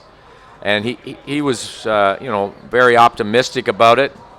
So when I became president of the Hambletonian Society, I pursued it, and we're really excited about it. I mean, obviously. The money's coming from within the industry, but that's the only way we can race for $1 million. We're not going to get outside dollars for $1 million race. So it's it is funded by the owners, but you don't have to nominate a horse. You just buy a slot, and if you've got let's say 4 or 5 trotters that are training good, and you buy your slot for $100,000, you can put any one of those horses in, and you don't have to declare until entry time. Or if your horses go to crap, you can sell that slot to somebody that has a good 2-year-old that's racing well. You can make a deal and lease a part of a horse for a percentage. And if I owned a spot and Charlie Beaver's got a really good trotting colt out here in Ohio that we think can compete on the national level, I can go to him and say, "You want to put your horse in, I want 70% of what he makes." Now that maybe doesn't sound like a good deal to Charlie, but he's going to race for $300,000 and never have to make a payment or a starting fee, and we don't get to do that hardly ever in our game. So I think that you'll see lots of interest. I think you'll see lots of deals made with these slots.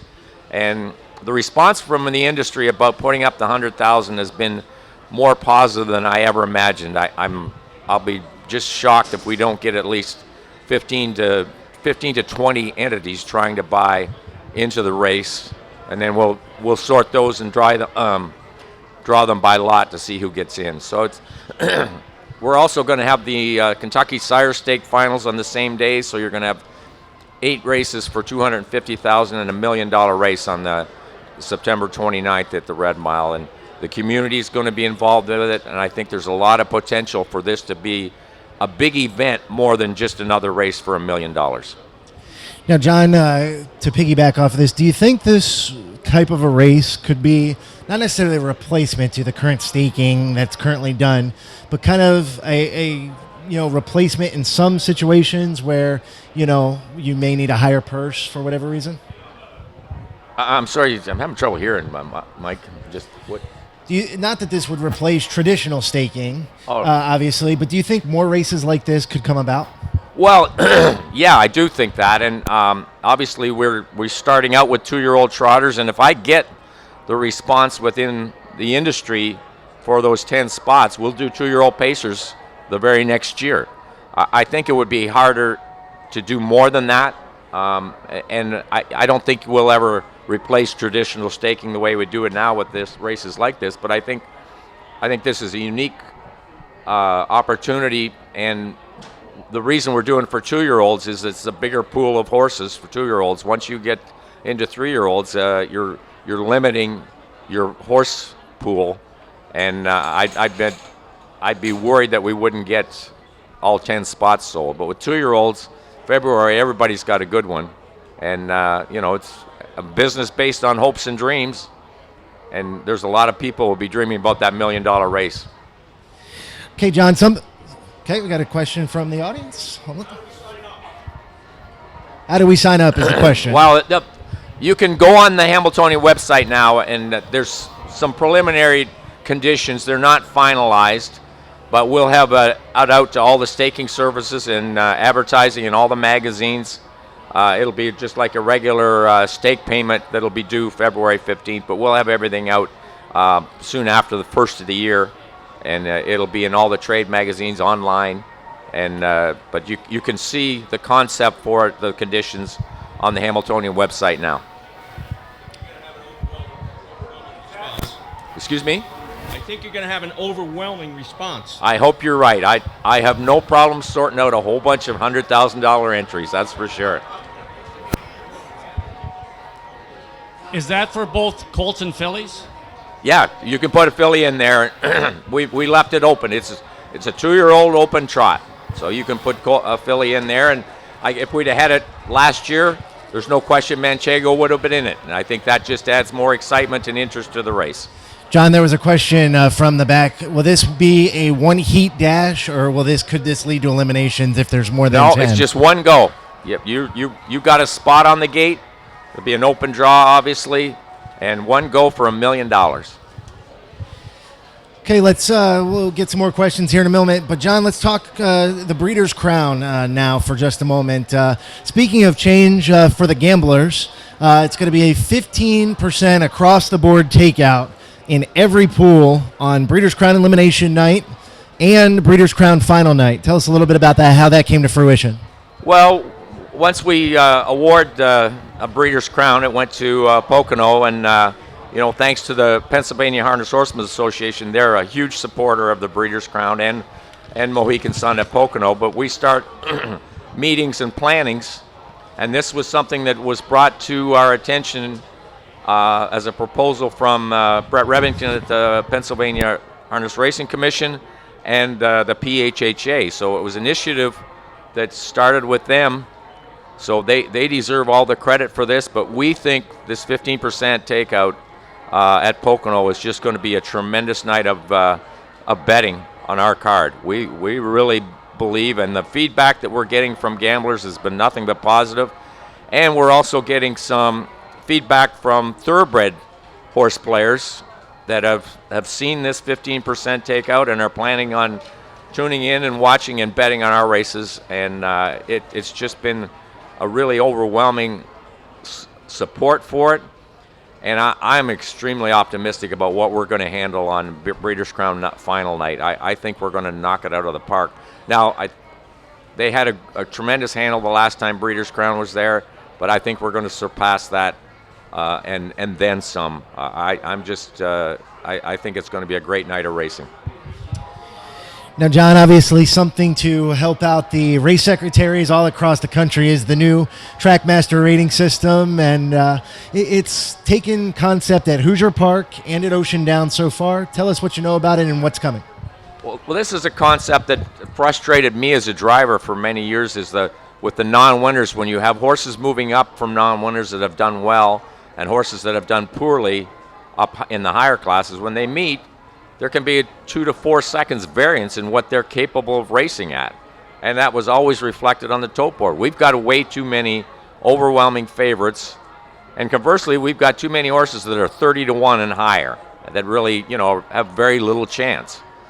So I was trying to figure out a way how we could group horses with similar ability together better. And I went to Trackmaster David Siegel and asked if he could look at it, and they've come up with an algorithm, and it's been adjusted. It'll be adjusted more in the future, that's based on a horse's last 8 races. You take the 4 best ones, and then you average that out so everybody has a number. The better horses are over 90, the slower horses are in the 60s, but they've tried it at a number of tracks. The percentage of winning favorites has dropped at every track that's tried it.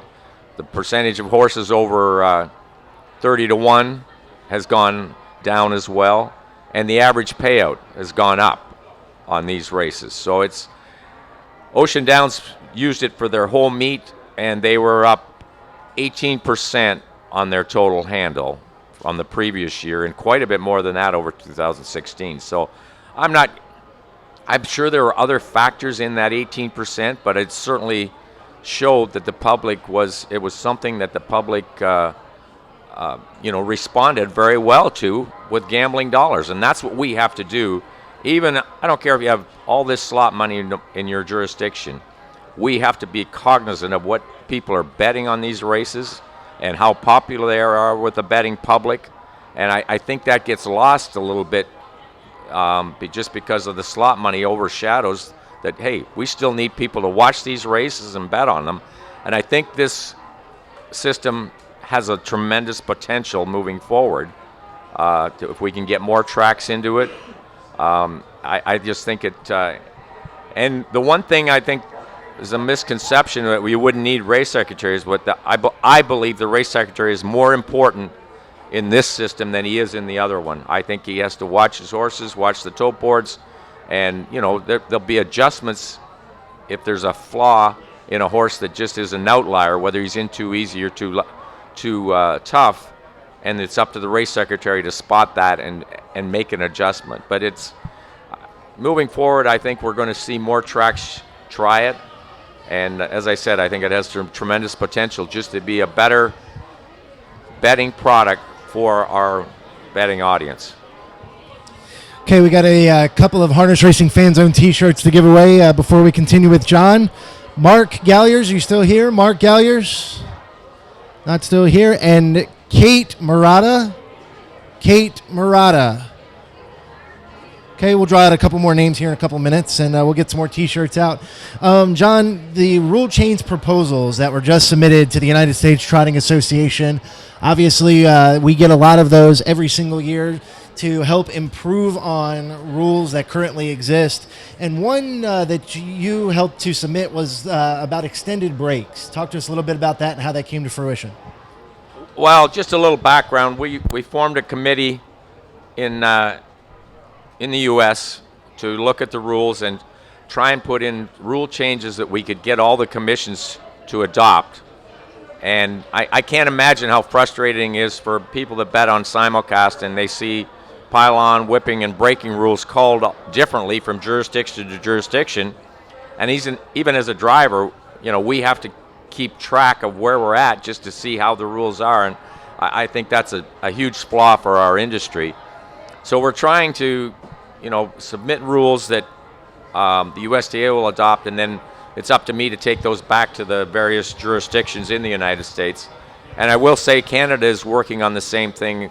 I'm on a committee with many of the regulators in Canada, and they're going to try and standardize their rules throughout Canada, which would mirror the ones here. So, again, I use this word potential a lot with our industry. We've got the potential to hopefully have universal rules, or rules that are called closely between from track to track and jurisdiction to jurisdiction and country to country. Now, one of the most frustrating one is the braking rule, and what we're submitting in this year for an extended run is if the horse runs for 25 strides, gallops for 25 strides or more, then he's disqualified and placed last. And they use this in France, although their extended run is only 15 strides. I think that would be, they're much more strict with their braking rules in France, and I don't know if we'd be accepted at 15, but we're hoping that it will be at 25. So that's just one of the things. And obviously the pylon rule that the USDA has, we're going to push hard, and the whipping rule, push hard for jurisdictions to adopt both the pylon whipping and hopefully this breaking stride rule, because I think those are the three that stand out amongst our participants and the betting public. Okay, John, we have a question actually about the pylon rule over here. Yeah, first of all, John, we want to thank you for being involved in harness racing. You've brought so much to the table over the years. I can't hear. Yeah, John, first of all, we want to thank you for being involved in harness racing. You brought so much to the table over the years. And about the pylon rule, I'm a little confused with it. Got to come closer. Sorry. Yeah. Hello? Yes, John? Yeah, I'm a little confused with the pylon rule. You see horses go outside one or two pylons and they don't get disqualified. Can you explain that rule to us, please? Well, the pylon rule from Ontario, although I'm not crazy about it, it's the best one that I've seen out there. And basically the USTA has adopted the same pylon rule as Ontario, but not all the jurisdictions go by the USTA rules. So moving forward, that's something I have to do, is try and get these, and there is an organization called Racing Commissions International, and I have to go to their standardbred committee and try and talk to all these commissions that have harness racing into adopting that pylon rule. But it varies from state to state, and again, very frustrating. But moving forward, that's something that I have to try and get changed. Hey, John. First of all, I want to say it's very refreshing, and I'm right over here. Okay. It's refreshing and very hopeful to hear you speak about the bettor and the gambler so much here today. My question surrounds the 15% takeout at the Breeders' Crown, and basically what I'm wondering is why does this have to be such a special event, speaking as a bettor? Why can't it be more of the norm, and are you hopeful this is going to affect some change to maybe lower takeout at some tracks? Well, you just can't get tracks to do it. I mean, they won't bite the bullet and look at the long term as far as that. Now, obviously, I'm thinking, as I stated earlier, that we're going to have a tremendous night, and hopefully that will open the eyes of some track operators and say, look, this worked really good. Let's try it, for a period of time on a certain number of bets, at least, and that is the hope, because I know the takeout is an issue to many players, and they're frankly they're sick of it. But this is just what we hope is a first step, and a positive one to show track operators, we have to address our takeout. Now, John, one of the other rule changes that I was kind of reading through was the speed of the starting gate, and I know that the rule currently gives guidelines and things of that sort. Talk to us a little bit about that and how that kind of came about. Well, we've submitted some rule changes that are a little bit different for the starter. The current rule reads right now the starter is the only one that can fine or suspend a driver, and we want to expand that to let the judges have that option as well, just because they have a better actually view than the starter. Why shouldn't they be allowed to fine or suspend if a driver does something inappropriate before the start? Also, we have wording in there to take out the fact that guys that when they charge the gate, if they lay off the gate and then want to charge the gate, come up to it and just time it right and blast out of there. We feel that's an unfair advantage to the guys that are on the gate. So we've submitted a proposal with language to take that out. That would be a violation. And we also took out this. There was language in there that this gate had to go a certain speed, and we want to take that out. Just leave it up to the starter. And I'm a firm believer that many of our tracks, the gates go too fast. We should be slowing the gate down and making sure these horses are on the gate, because I don't have to tell anybody in here, it just looks so ragged when you don't have a full field of horses on the gate. If they're off a half a length or a length, people think, they're giving it away an advantage. And so if you're giving up a length at the start, you got to make that up somewhere along the line. But it just looks, the presentation of our races looks so much better when you see a gate with a full field of horses and they're on it right to the start. Okay, any questions from the audience? We want to take those now. Hi, John. Thanks for showing up today. What about these late race post times? Is it not getting out of hand? I mean, post time here yesterday for the Jugette was what, 4:40? And I mean, gamblers are, the racetracks do the most handles, can wait longer than Monticello or whoever. I mean, it's just ridiculous. You're right. It is ridiculous, but it's not changing. Any racetrack that does not drag their post parade is costing themselves money. Now, if they all went back to going on post, there'd be a little bit of an adjustment, but it wouldn't be that big a deal. But the racetracks have got together, and they will not get rid of the drag. It's as simple as that. So it's a fact and an aggravation that we're going to have to live with, because they're not changing it. It's as simple as that. The drag is a part of racing for the foreseeable future, because if you go on post at the Meadowlands, they tried it when Mr. Corral first took over, and he said, I'm going on post. And it didn't last 2 weeks. It cost them too much money. And as I said, if you could get all the tracks to go back to doing that, it'd be fine, but they won't. Like, so the people, if they go on post to the Meadowlands, those guys that were going to bet, they're betting Northfield, who is dragging 8 minutes. Just the way of life now. Okay. Any further questions from anybody in the audience? John, let's talk a little bit about the Little Brown Jug for a couple of minutes. Obviously a different atmosphere than at the Pure Mutual setting. What makes the Little Brown Jug different, or what separates it from regular Pure Mutual racing? Well, obviously it's a spectacle for our industry to be here. But the thing that makes it so special is the closeness and the environment of the fans to the horses. You're right on top of the track here. We as drivers, they feel that. Obviously, the fans love being that close to the horses. I mean, we've become an audience that usually watches races on TV. I mean, we've made it so easy to watch races from home, or even when we're watching simulcast, we watch all the races on TV. Here you get that aspect of you're right on top of the horses, and there's an electricity that comes off the crowd when you're driving out there, and to me that's what makes this place so special. Besides, the exciting races and all that, but I think it's just the closeness of the crowd to the horses and the drivers. Okay, we're going to try to give away a couple of more T-shirts. I'll get to you here in just a second. Is Bruce Harvey or Ed Miller still here? Bruce Harvey or Ed Miller? Okay, we'll bring you guys some T-shirts. John, we got another question from down here. Hi, John. I know that hello.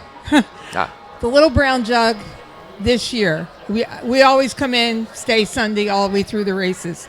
It's been really quiet over there in the grandstands. There hasn't been a whole lot of people. I don't know what it's going to be like today, but even Jugette Day, it really wasn't crowded. There were lots and lots of empty seats.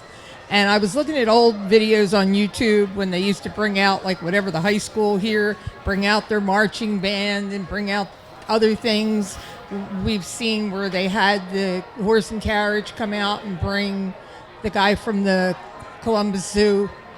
All the different things that could get people from Delaware to come in, even if they're coming in to watch their children.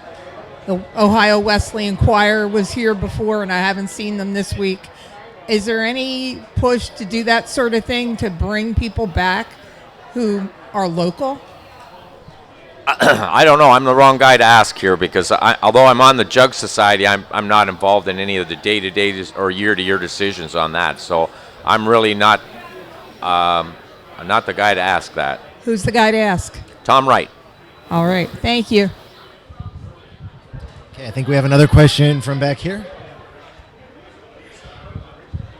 John, you and I raced against each other a number of times, and you talked about the fan participation and what we have here today. And as you know, when you raced in Greenwood, we walked into the paddock and the people were reaching out over the fence. At Hazel Park, they'd reach out over the fence. You go to Clinton for their Drivers' Challenge Day, and they're all right there. It's amazing. You go next couple of weeks to Lexington, and you go on Friday to the opening at Keeneland, and there's 50,000 people hanging over the fences, and then you go out that same afternoon, go to Red Mile, and we don't have that kind of people. And back in the day when you were racing in the Meadowlands, when they had the paddock out in front of the grandstand, they had that participation. The people could get close and see that horse. And like today, they can see foiled again. How come we can't get these owners of these tracks to get the horses closer to the people? Like they do at the Grand River as Industrial Day, and Clinton does it. How can we get that back? It's very frustrating, isn't it? It is. Because one thing I've learned, I've gone to some more thoroughbred races than I've ever gone to in my life, and I was at Del Mar last year. I was at Saratoga the last 2 years, and what the biggest attraction for the fans there is the walking ring before they go on the track. And it's absolutely amazing when they put them in the walking ring, the crowd around there at Saratoga and Del Mar. Both, obviously those are huge examples because they're very popular tracks, but at the same time, when you watch the people they congregate around there to watch those horses in the walking ring, and then when they walk them out for the post parade, people just follow them right out. Everybody wants to get up close, and it's so frustrating. Like you talked about the front paddock we used to have at the Meadowlands, and although horsemen complained about it, it was amazing how many people loved seeing the horses up there like that, and just seeing what went into hook a horse up and get them on the track. And it's very frustrating to me that we don't have a front paddock at the new Meadowlands. Absolutely, especially on Hamiltonian Day. I'd love to have those 10 Hamiltonian horses in right up front where the people could see them, but there's just not the appetite to put any resources into getting these horses closer to the fans, and I think we're missing out on a tremendous opportunity, and I think it's missing out on a chance to cultivate young kids as fans, because even the kids love to get up close and see those horses in person, and it's very frustrating. On that same tone, you watch races up in Canada, and Jody Jamieson is, to me, famous for doing this. After he comes out of the winner's circle, he takes his horse over to the side, or even when he's coming back, and he goes right along and he high-fives the fans, and the horse is right there at the rail. Yesterday, after the Jugette, I kept hoping that they were going to turn around and come back and just sort of give her due in front of all the fans. Because you don't hear people clapping for the horses anymore, or, the drivers. And that's a pretty exciting thing. And I do like the front paddock I did like it at the Meadowlands.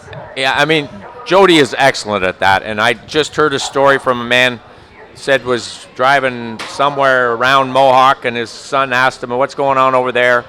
Oh, he said, "The race in Mohawk." He said, "Can we go over?" I said, "Yeah." Well, he went over. His son loved it, and happened to get lucky enough. Jody gave him a whip. He can't wait to go back. So the interaction with the fans, both with the horses and drivers, it can't be overstated that we're not doing a good enough job to get those kids, kids involved, families involved, and even getting adults to see these horses and just how beautiful they are. All right, guys. Well, I think that's the end of our question and answer period as the races are going to begin here in about a half hour. Let's give John a round of applause for stepping up this morning. John, thank you for everything you do for us, and we appreciate it. Thank you very much. It's always my pleasure to be here, and good luck today, guys.